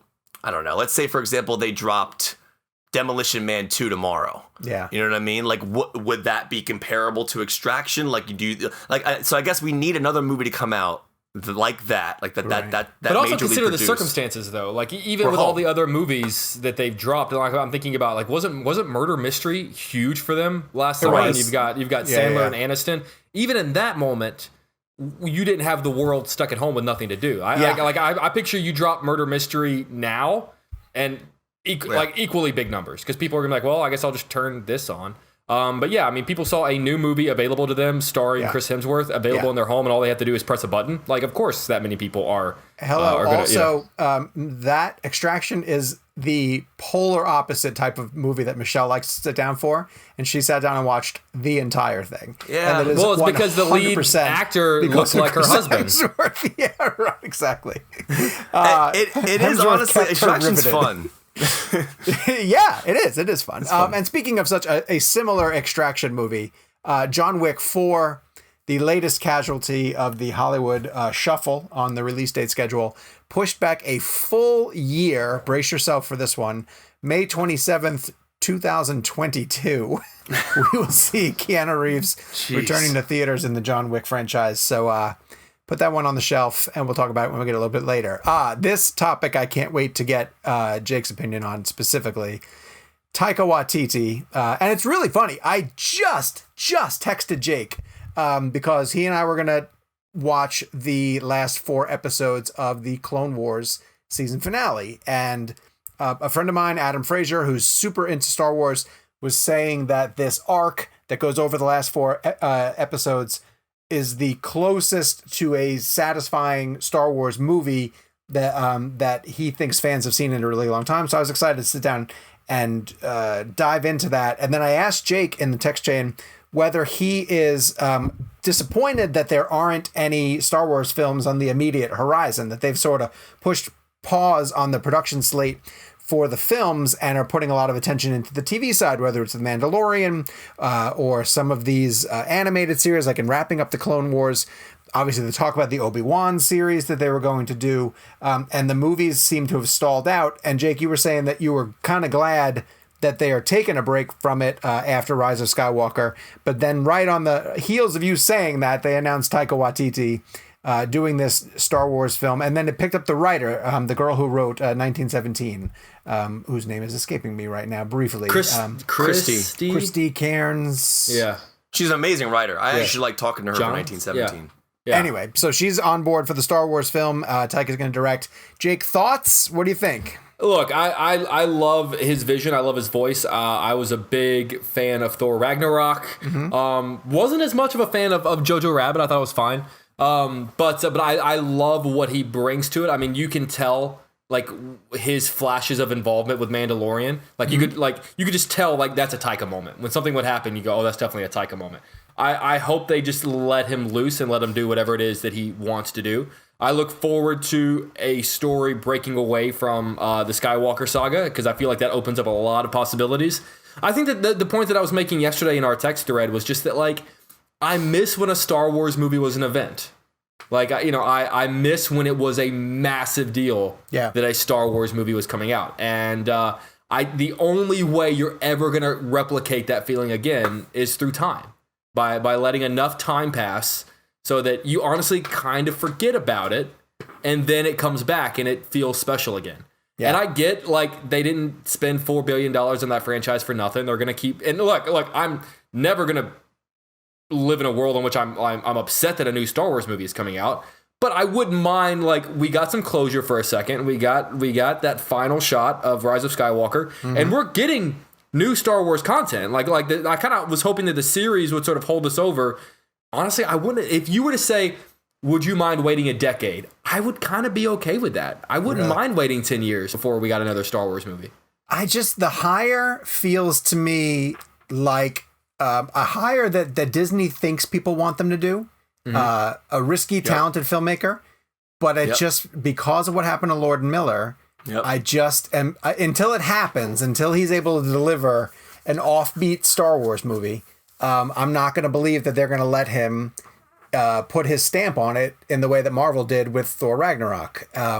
Because even when he did put his stuff into Mandalorian, it was still very much in the template of what the Mandalorian episodes were. It didn't go full Taika, or maybe he has no interest in going full Taika when couldn't you say that they may have learned their lesson from Lord and Miller? Lord and Miller, even though like Solo didn't have to fit within the confines of an episode, it still needed to exist within that reality. It still needed to, I think if you're giving him a blank slate on an opposite side of the galaxy with characters we've never met and stories that have no repercussions to stories that we're already familiar with, I feel like he's in a much better position to be given a little bit more, a little bit more room on the leash, I guess. I want to bring up a rumor that people are throwing around here, and I want to bring it up because we said it here on this show first.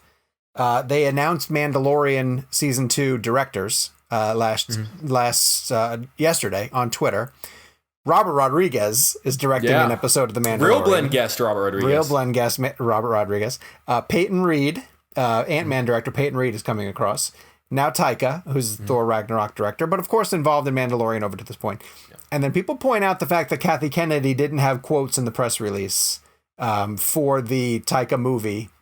And there was speculation that with these Marvel hires and no Kathy Kennedy quote, is Kevin Feige making the step over to the Marvel universe. Now, that's a reach, but not a reach. It also makes a lot of sense. I get how you got there. Because Feige wasn't he creatively workshopping a Star Wars movie that people said he might bring he was going to be a Larson producer over? on it. Yeah. Wow. I just don't have interest in a Taika Star Wars film personally. But you weren't crazy about Ragnarok. He doesn't connect with me as a filmmaker. It's just not something. I just don't find his humor. Not even Jojo Rabbit was fine. It was fine. Yeah. I mean, what we do in the shadows. I think Taika's better with drama than he is with comedy. I think his comedy sticks out too much. Like, for example, like you said, in the Mandalorian episodes, I knew when Taika stepped in. I knew Jason Sudeikis' dialogue. That was full-blown Taika Waititi. Like, I feel like his style almost takes me out of the movies.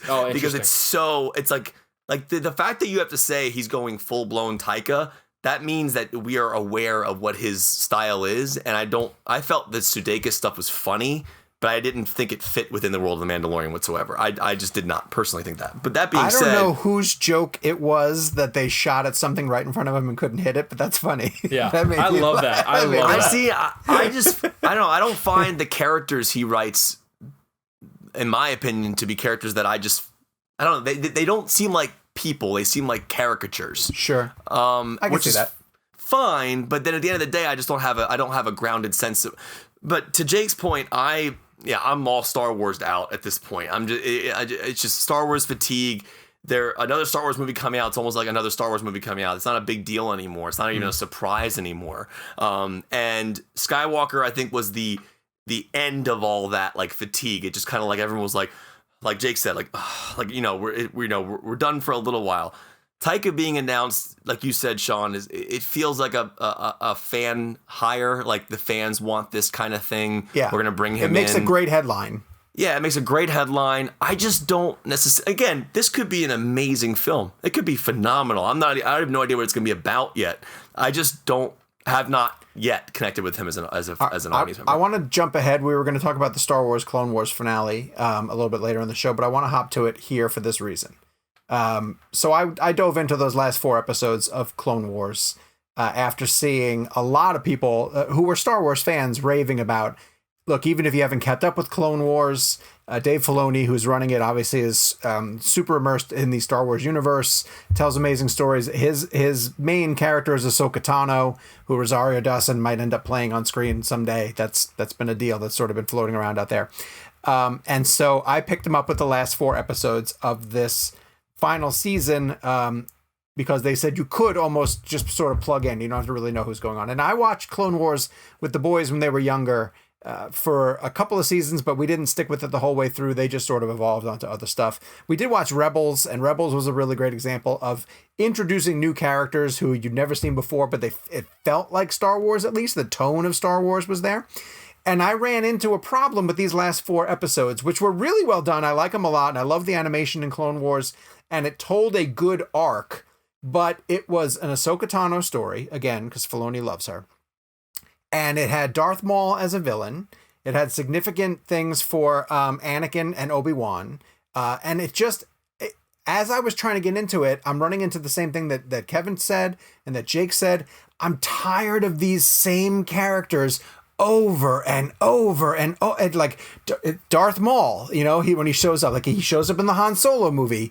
It's always Vader. Everyone's like, oh, the final scene of this Clone Wars 4 arc is the most heartbreaking thing you've ever seen. It's a Darth Vader scene. I'm not going to mention who it is or what happens in it, but when Darth Vader shows up, I was like, this fucking guy again? Like, I just had that sentiment of like, how many times are we going to tell another version of, Darth Vader is the troubled anti-hero, that with it. So I need them to try to tell a Star Wars story, a series of Star Wars stories that doesn't involve in any way, shape, or form Vader, anyone named Skywalker. Like, just go. It makes the universe feel too small when all of these new stories come out and they just involve the same characters that we've been seeing over and over again. So I need a break from that.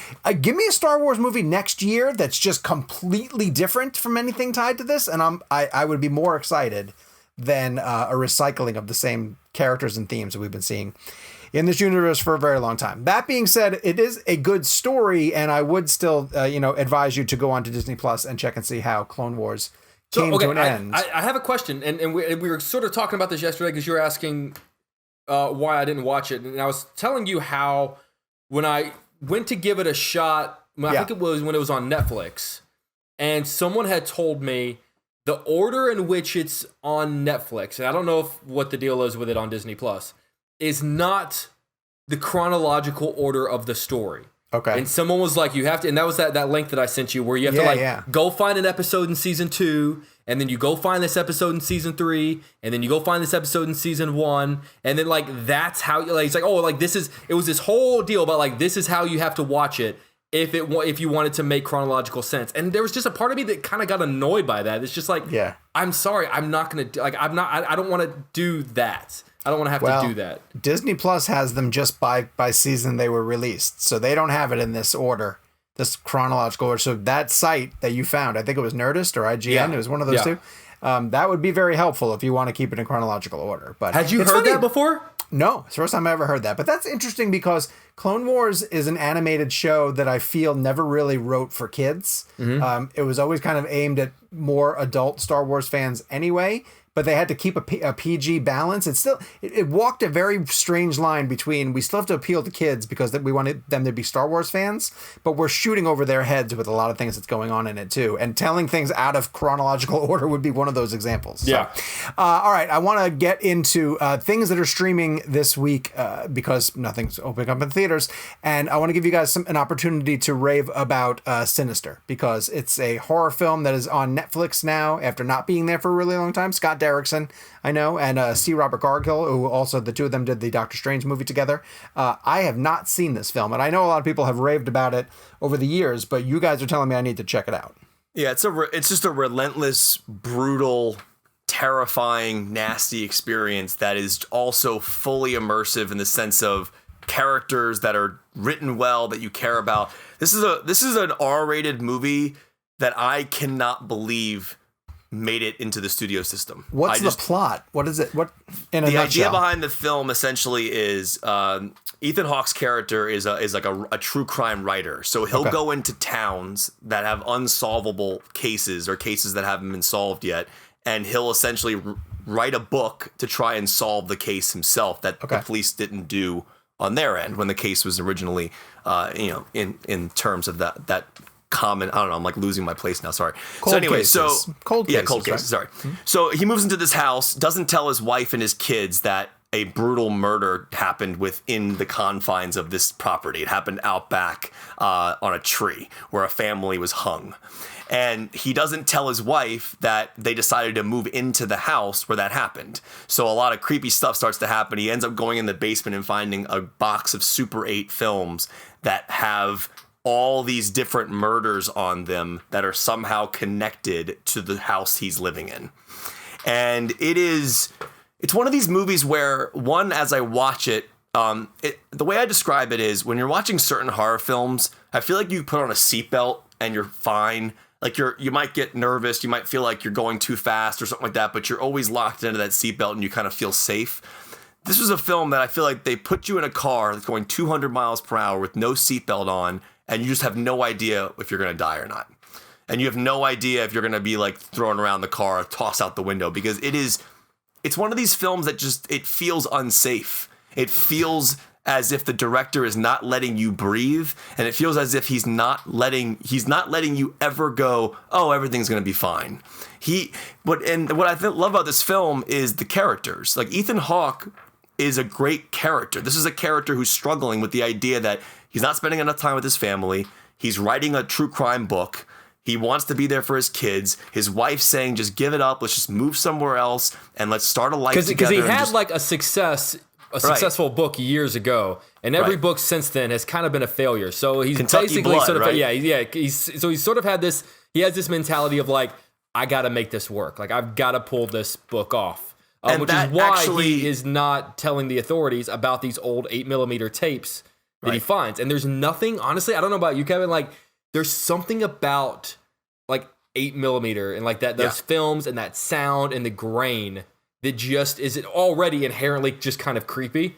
Yeah. And then when you add the fact that they were used to film a murder, when you add a murder to like that, in the grain and like that sound, it's just like everything about it. And then just like the construction of the murders themselves, it's not like Saw, gross and nasty, like, oh, like, look, how can we gross you out? It's just so deeply unsettling. Yeah. And Sean, honestly, like, as a family man, I think there are going to be some of those sequences that you genuinely have trouble with. Oh, then I don't know if I want that. I'll tell you right Kevin, now. am I wrong? Am I wrong, Kevin? Like, wouldn't you say that like some of the family, like the family with the tree and the family in the car, and it's like that's gonna be tough for him. Wait till you get to my underrated 2010s blend pick. I called my mom and dad this weekend, and I made them watch Sinister after I rewatched it Friday night. And so I hadn't watched Sinister since 2012. I saw it in theaters, and it was one of the most terrifying things I've ever experienced in my life. And to this day, it's a $3 million film that I just cannot believe was actually released. One, with an R rating, and two, just made it out there in a wide release. I have no idea how it happened. I know it was made through Blumhouse, and then you see his logo. Because it's that disturbing? It doesn't feel like a Hollywood horror film. I did the junket.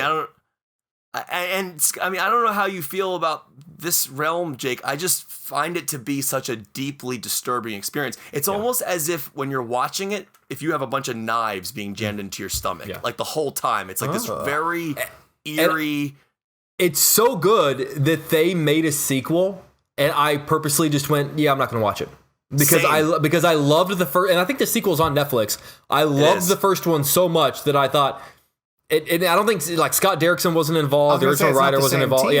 So I just went like, it's not going to be as good. All it could do is like potentially like lessen my love of the first one. It's going to cheapen it. So it's and also like where and no spoilers at all. But where the first one ends off, it begins to hint at something else and then just stops. That's all I want to know. I don't want to know anything else. Yeah. I don't want to have it overly explained to me. I just want to stop it right there and then go like, just let my imagination run wild. And last thing I'll say is, if you're a film fan, it's kind of cool to watch Ethan Hawke splice together 8mm films throughout the movie.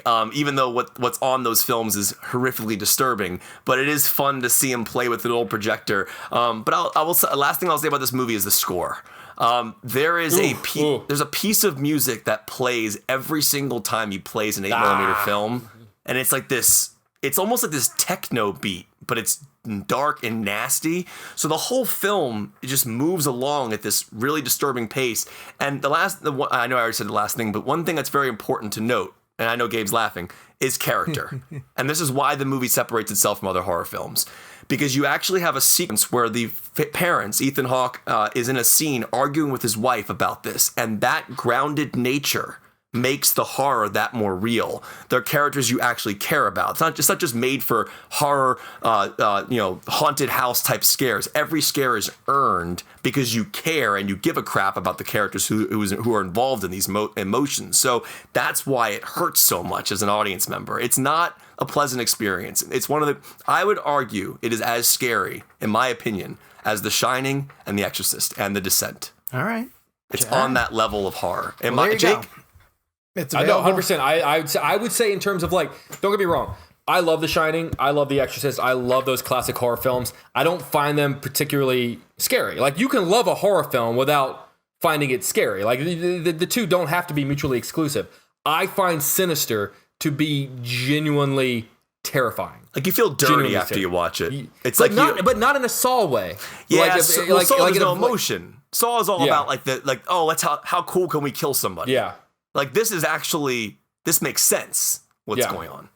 All right, after you watch Sinister on Netflix, you can skip over to Hulu and try The Lodge, a movie that Kevin and I are both been talking about wanting to catch up with. It has former ReelBlend host Alicia Silverstone, guest Alicia Silverstone, and that is now available on Hulu. Got really great reviews coming out of the film festival circuit. It's a thriller, right? It's a horror thriller. Horror thriller? There's a horror movie element to it, so that's on Hulu right now. The Goldfinch is a movie that we probably can't recommend. It exists. But you can listen to our interview with John Crowley, the director, and his award-winning cinematographer, Roger Deakins, on a previous episode of ReelBlend. They talked a ton about putting together some of the big sequences in that film. And now it is available. Today, by the way, guys. Good lighting. Tremendous lighting. Yes. Today. Well, you lit the whole room, essentially, instead of moving and no panning. And The Goldfinch is available on Amazon Prime. Jakey, you saw Jerry Seinfeld's comedy 23 Hours to Kill. It is on Netflix as of right now. And what do you have to say about it? You know, I love his style of comedy. Yeah. His style of, it's essentially like Seinfeld, like the sitcom Seinfeld came from his mind and obviously Larry David's mind. And it's basically like looking around the world, like at everyday things and questioning like what bothers you, like what bugs you, what are the little things about life that annoy you. And so basically it's 45 minutes of him kind of just like bitching about things that bug him in the real world. And it's kind of funny. I like his, like it's a very, like his style hasn't changed much. It's sort of like if it ain't broke, don't fix it. Yeah. But he's got that natural flow of things. And there are moments where like he would point out things that bother him, and I would pause and go, he's right. Like that bothers me too. That's why Seinfeld works so well, because it was all things that we experienced. Like that was so brilliant about the comedy. What is it? Isn't it called like observational humor, where you just sort of look around and like where you notice things? Mm-hmm. I think he's great. I think there's a reason I think he's a stand-up legend, and we haven't seen him do stand-up in quite a while. In fact, like I think a majority of like my stand-up experience with him has been those opening 30 seconds of every Seinfeld episode. So it's really cool seeing him do it again. Obviously, we were talking about earlier, I had the great pleasure of getting to chat with him very briefly for it. Which was awesome, by the way. He was thank you. He was very cool, and I saw an interview with him today in which he said that like this might be the last stand-up special he ever does, and so it's like it's you might as well. I mean, he might not do it again. So 45 minutes. It's cool to see him up there again in front of a crowd. He's in front of a crowd. See, that's kind of interesting too. I think he's still going to tour, but I don't think he's going to like record a special. He said that like this might be the last special he ever records. Okay, so I'm also going to throw out a weird recommendation for this, that if you like stand-up comedy and you like listening to these guys who are experts at it, there's an HBO episode of a show called Talking Funny, and it was a one-off, and it's on YouTube. I know that much specifically because I'll go back and listen to it once every couple of months. It is Ricky Gervais, Jerry Seinfeld, Chris Rock, and Louis C.K. And the four of them are just sitting around talking about their approaches to comedy. It is riveting just to hear their approaches to it. And it's about how much they appreciate each other's bits over the years, and how Chris Rock will write a certain bit that the other guys could never write. Or they could take a Louis C.K. bit, but then if Seinfeld tried to do it, it would be completely different because it's the delivery, it's the emphasis of certain words. And as someone who writes for a living, I love listening to how they will stress specific words, that are funny or not funny. And Seinfeld, Jake, when you talk about, you have a question in your interview with Jerry where you say, like, how do you construct a joke that is still funny years later, that you're not setting in a specific time period. And you got that's a great question, first off, as a reference to that. But he talked about a joke that still bothers him to this day because it was one of his earliest jokes. And he talked about if they built roller coasters in inner cities through Manhattan or through. And he goes, when it dips down into the Bronx, which is a traditionally tough neighborhood, that would be, he goes, it's the only roller coaster that's scariest when you're at the bottom, than when it's at the top. But he used the word ghetto when he said it. He goes, when the roller coaster goes through the ghetto, it's the scariest. And he's saying now in this special, by using that word, it just dated it like the 70s, like he knows now that it's not as funny because he has that line in the joke, and he's just like, I hate it. I hate that I used that one word. And it's so funny that like they remember all the things that stick to them and how they apply them to those things later. Also, like to that point, if you've never seen Comedians in Cars Getting Coffee, like the entire series, they produce new episodes for Netflix, but the original series is on there as well.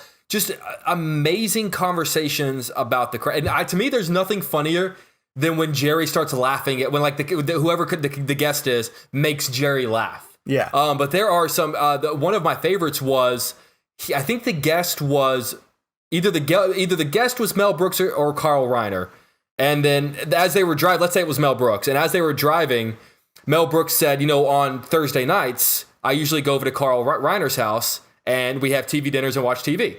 So we got to wrap this up. And then Jerry goes like, can I just go with you? And he goes, sure, come on. And so they go to Carl Reiner's house and just sit and like they're like little old men. They've got their like little like tray, like TV trays, and they're just eating and just like talk, but every classic comedian you could want does that series, Comedians in Cars Getting Coffee. If you've never seen it, you can skip around. Obviously, there's no linear line to it.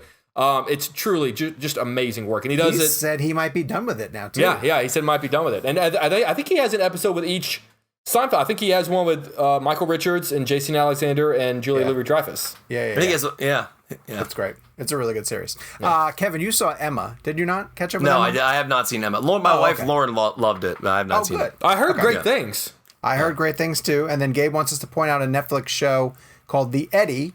Don't know a whole heck of a lot about it yet. He was cluing us into this before we got started, but a couple of episodes. It's a jazz show, right? Are directed by Damien Chazelle. It is about a jazz club owner who deals with the everyday struggles of running a live music venue in Paris. So it's essentially that little portion from La La Land, but blown up into a series. And that is reason enough for me to check it out. Oh, so I watched La La Land again on Friday because Lionsgate did this Lionsgate Live where Jamie Lee Curtis hosts a free screening of something. And I was curious to see how that was working in terms of the tech and what you need to do. And so Friday night I popped it on, and they were like half an hour into it kind of thing.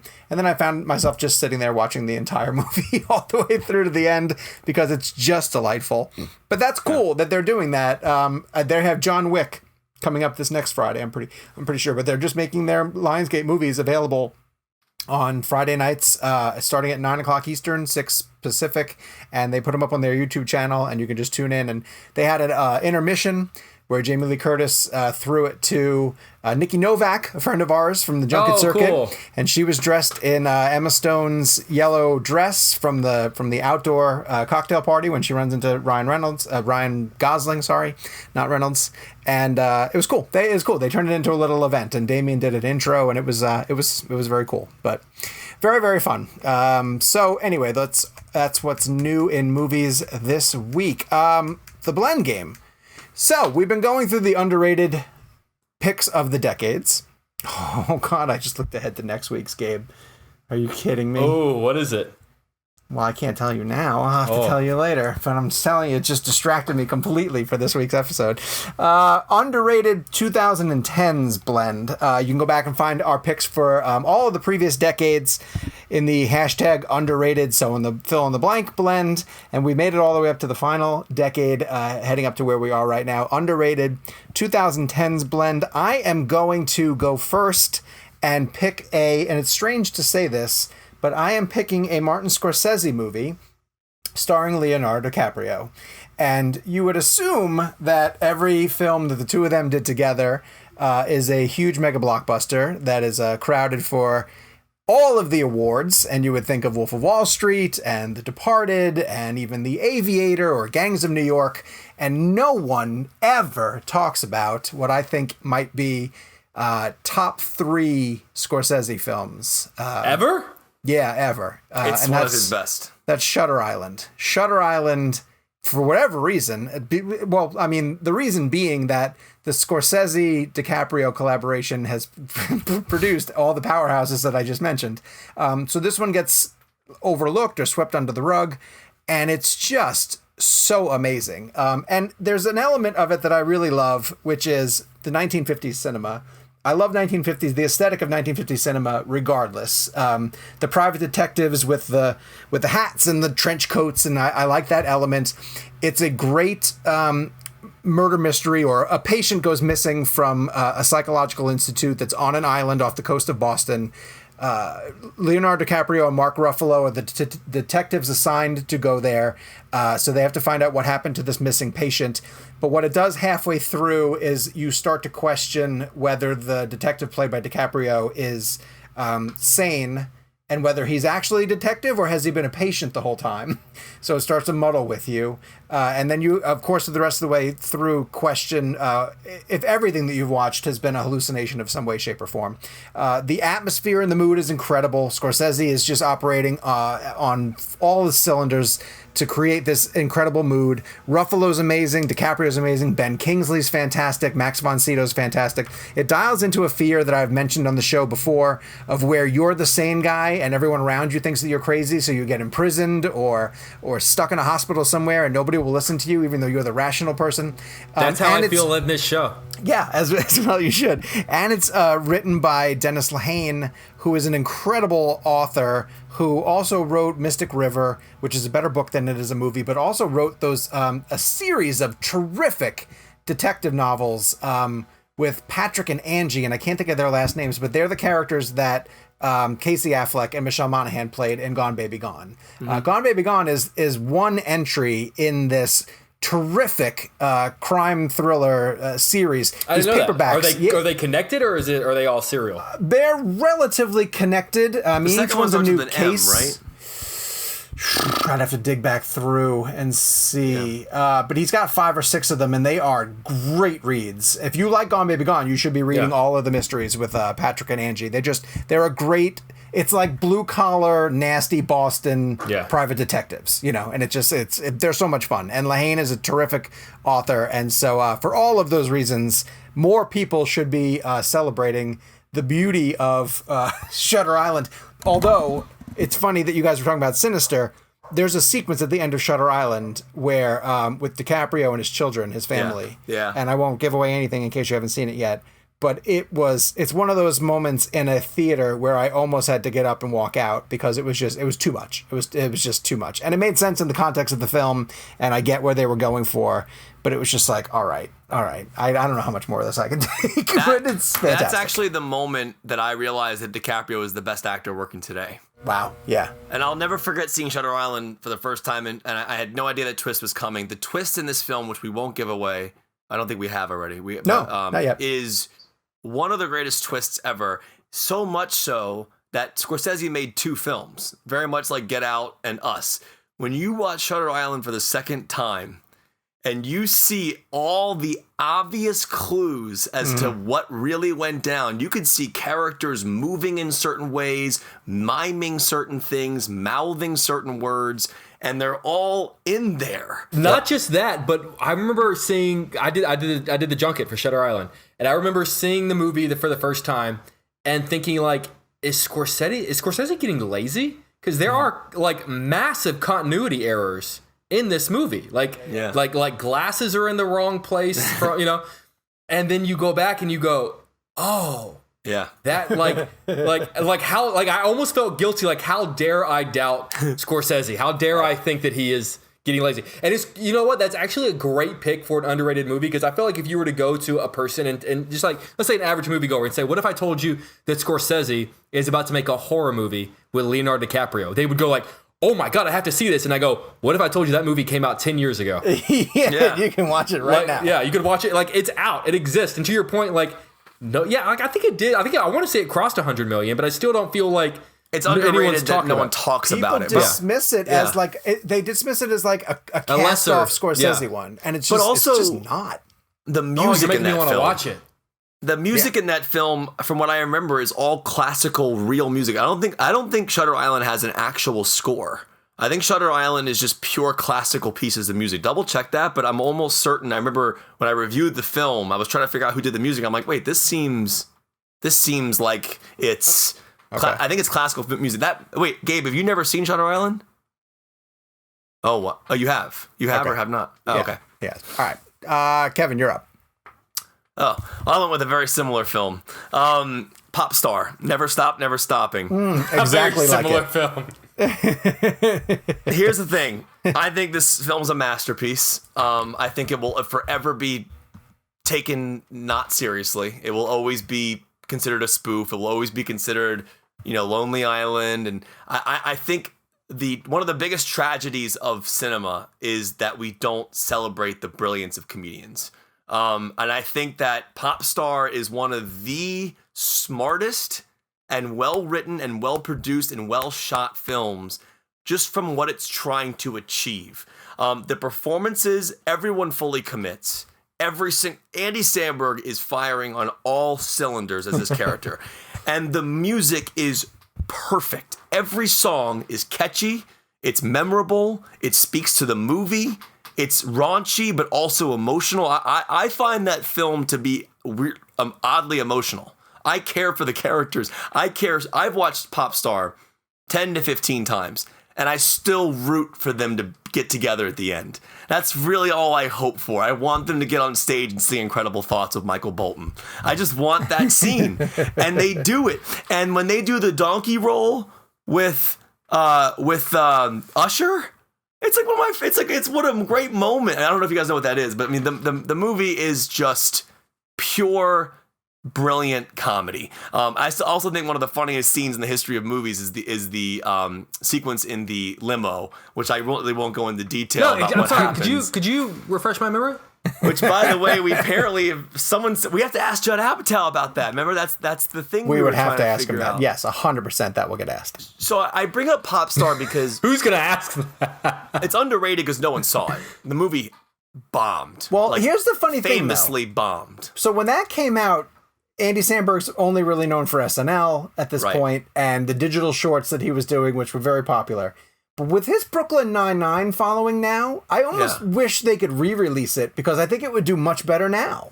Yeah, I'm telling you, I think Popstar is a film that is going to be revisited years from now as a brilliant comedy. Right. And I have a hard time explaining this film to people sometimes because they go, wait, is that just a mockumentary about Justin Bieber? I'm like, no, it is such a smart character study of what it's like to be famous. Even the title itself is smart. Like even like the whole like never stop, never stopping, I find to be very clever. But it also it is a commentary on our society at the same time about social media, about fame, about what we value. And I think all those things get lost sometimes in the grandeur, like raunchiness of hearing a Bin Laden song or whatever songs that happen to make their way to the audio in your speakers when you're watching the film. But there, as the film opens and you hear "I'm So Humble" and you see like the Adam Levine hologram. I mean, the production value on this movie, and I think Gabe would agree, should not be as good as it is. Like, it is a gorgeously shot film. Like, they made it look like he was actually in stadium tours. They nailed it. And the this songs movie, are great too. And it truly is, and underrated is an interesting term because I feel like I could have gone with so many other underrated films that have come out over the years that, Shutter Island's a great pick. And I think Shutter Island at the end of the day is a film that I think that's a great pick because it's a masterpiece and it's a film that everyone should see. Popstar, I don't know, is it for everybody? I feel like it should be, but I feel like we're not at that stage yet where comedy is taken seriously. And until that happens, until we are able to actually understand the genius of how to write something like that, I think it's always going to be forever considered a joke. I think Popstar is like a dismissed joke, mockumentary that no one talks about. And I feel like over the years, like MacGruber, these guys, The Lonely Island, are brilliant minds. Akiva and Yorma, they directed this film. They're great directors. If you haven't seen Hot Rod, I highly recommend Hot Rod. It's another great comedy. But Popstar, I think, might be one of the most underrated comedies ever made. And I think it's definitely my favorite underrated movie of 2010s. Nice.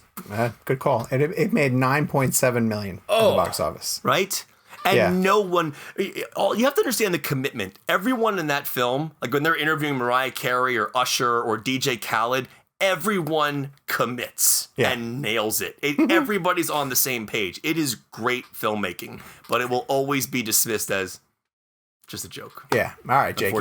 You're up. Underrated 2010s. My favorite underrated movie of the 2010s also made like $9.7 million, but unfortunately it cost like $200 million. I know it. I know it. And that was a movie called Cloud Atlas. Yes. I love that movie. I think it is I'm a big believer in butterfly effects and chaos theory and sort of kind of what we do in this life having sort of a ripple and an echo. Not just in our own current life, but in lives down the road, and just this idea of 6 different stories intertwined. I think it's one of the most beautifully edited films of all time. How like say what you want to about this movie, how it didn't get an editing nomination, how this movie over the course of 3 hours it interwove 6 different timelines and made it make sense for 3 hours, and no one acknowledged like the power of that editing, blows my mind. But it's 6 different timelines throughout different periods of history, dating back hundreds of years, and then also moving forward hundreds of years. And every timeline has different characters, but all the characters are played by the same actors in every timeline. That alone is worth, which is incredible. Yeah, that's and not that's just incredible. that, but like the actors play opposite races, opposite sexes. Like at one point, like Halle Berry plays a white Jewish woman.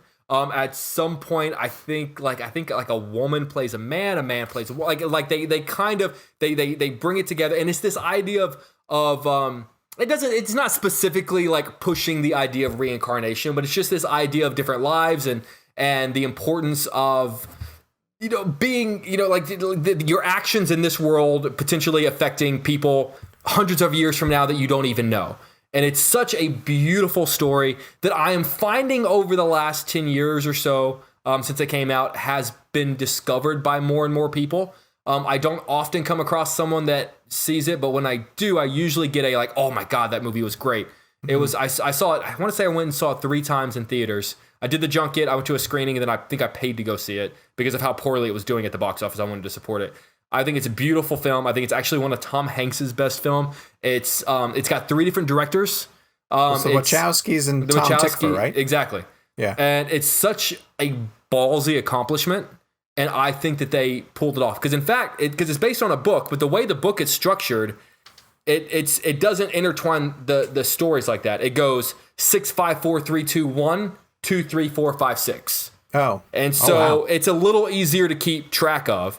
And the fact that they took that, undid this puzzle, and then put it back together in their own way, I think is so unbelievably impressive. It's an amazing piece of writing, an amazing piece of acting, an amazing piece of storytelling. One of the most beautifully constructed, told films of all time. And I think it not only is it unbelievably underrated because it massively bombed at the box office, but I think it's I'm loving that more and more people are discovering it. It's funny. Jake and I's choices bombed like famously, just like ugly bombs, nasty bombs. Like these were like bad bombs.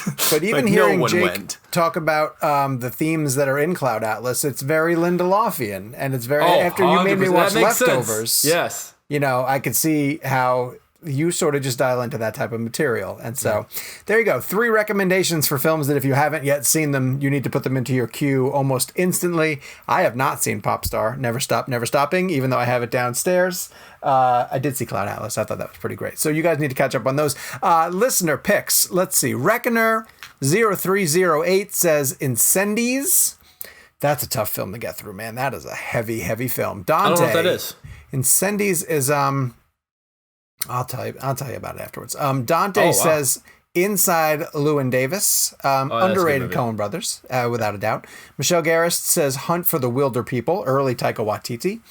Chris Castellani says The Way Back. Great choice, Sam Rockwell. That's an amazing film. Oh, yeah. Steve Carell is such a dick in that. Carell's in that? I forget. Yeah. Isn't he like the really mean stepfather? Oh, is he really? That's right. Are you guys going to watch the Carell Space Force? It looks I didn't think awesome. I didn't think the trailer looked that great. Oh, I'm excited about Space Force. I think I like what it's making try. fun of more than. I mean, I'm gonna. It's Greg Daniels. It's the guy that did The Office, and it's Steve Carell. Yeah. So I'm gonna. But I like the idea of it more than. Could be a bad trailer. Yeah, I hope that it's a bad trailer because sometimes comedy cut out of context is weird. All right, and Jansen Hardage says Edge of Tomorrow. A terrific great pick. answer. I saw there was someone else, and pick. I think a couple of people chose this, but I think it's also a great pick. The Place Beyond the Pines. I hate that movie. Dude, now the Place really? Beyond the Pines is actually very similar, Jake, to the storytelling you have in Cloud Atlas. Oh, 100%. Yeah, 3 storylines, yeah. But Place Beyond the Pines was more like story 1, story 2, story 3. Very much the idea of actions having ripple effects. Right. But no, I love Place Beyond the Pines. I'm going to stop for 1 second here because I'm not the kind of person to do this and go, wait, you haven't seen this movie, but Sean, The Place Beyond the Pines is a masterpiece. Like Derek C. in France, like it is... The opening shot of that movie, there's a oneer that takes place. And I actually want our listeners to see if they can find it.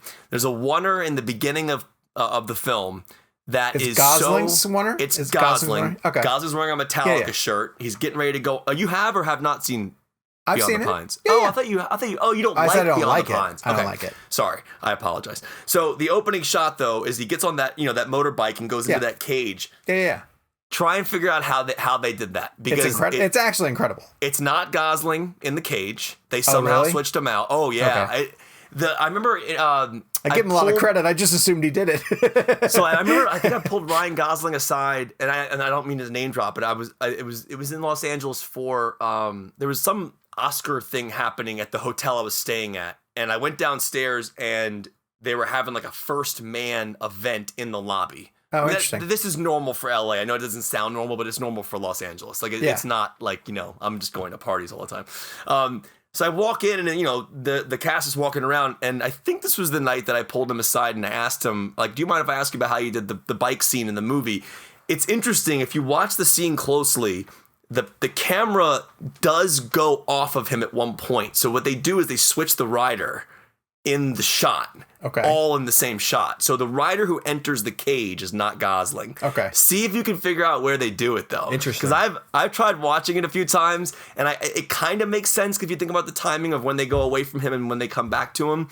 But it's probably one of the most beautifully executed wonders that has always amazed me as to how it was done.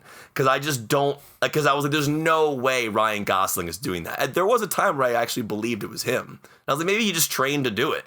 It's like you believed that Armie Hammer was twins. Speaking of such, can we talk about our commentary track, Gabe? I enjoyed that. Yeah, we can talk about it. So we recorded a commentary track. I'm not sure when it's going to go live, but type it down here so that I can... No, don't type it down here. It'll happen when it happens. Gabe, you could actually send Sean that information through the social network right now. So we did. Here. I'll just hop on the show. How about that? Whoa! Hey! And because of the I'm social in the commentary network, track, it makes sense. Yeah. No, I was trying to tell you to look down Right. because there's plugs at the end of the show, and and you can reveal the date. Gotcha. Okay. But yeah, so Friday. It's supposed to drop Friday. Excellent. And we did David Fincher's The Social Network because that was what everybody voted on, and we had a total blast doing it. Like all four of us did it. It to me went by in about 15 minutes. Like we had a lot of really fun looking to stories see how much time was left in the movie, thinking we probably got like an hour and a half left to go, and we had 15 minutes left. Like that's how fast it went by. Yeah. Is there any way we could do a commentary for Popstar?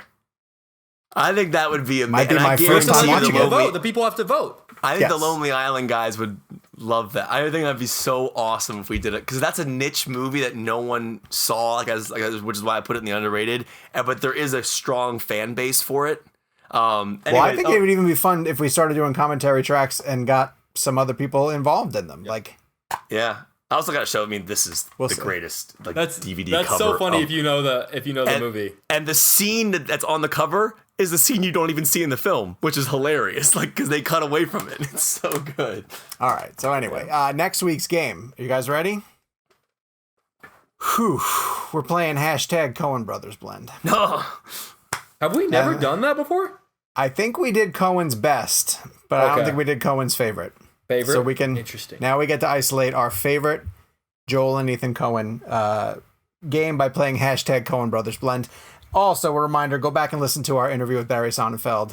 He came up with the Coen brothers during some of their early, most formative years, and has amazing stories to tell. Reviews. Every once in a while, you guys will send us really nice reviews via ReelBlend at CinemaBlend.com or even on the iTunes page, and we read them at the end of the show. And this one comes from One That Is, and the subject line is The Lost World, and they say that story made me tear up at how amazing that experience must have been. This is Jake telling his theater experience blend where his mom pulled him out of school to go see Steven Spielberg's The Lost World and gave the metaphorical middle finger at Jake's instructor for preventing him from reading Michael Crichton's great work. And the one that is went on to say, I also was reading that book in grade school and I saw curse words.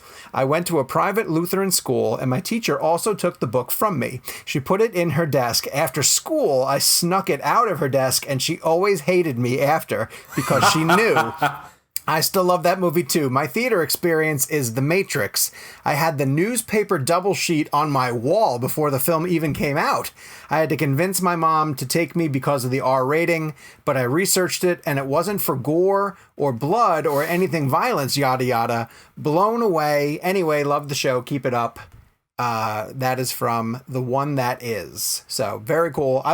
Listen, the feedback we got from the movie theater experiences stories was really strong. People dug the that was personal one of my recommendations. all-time favorites blend games that we played. It was a really good one. And so I'm going to challenge us to keep coming up with personal stories because I think the three of us have plenty of them. And if we can share a few of those over the course of the next few episodes, hopefully we'll get some great reviews like that one. So thank you very much for sending that over. Okay, that's awesome. Plug the shirt. I'm going to plug the shirt one final time.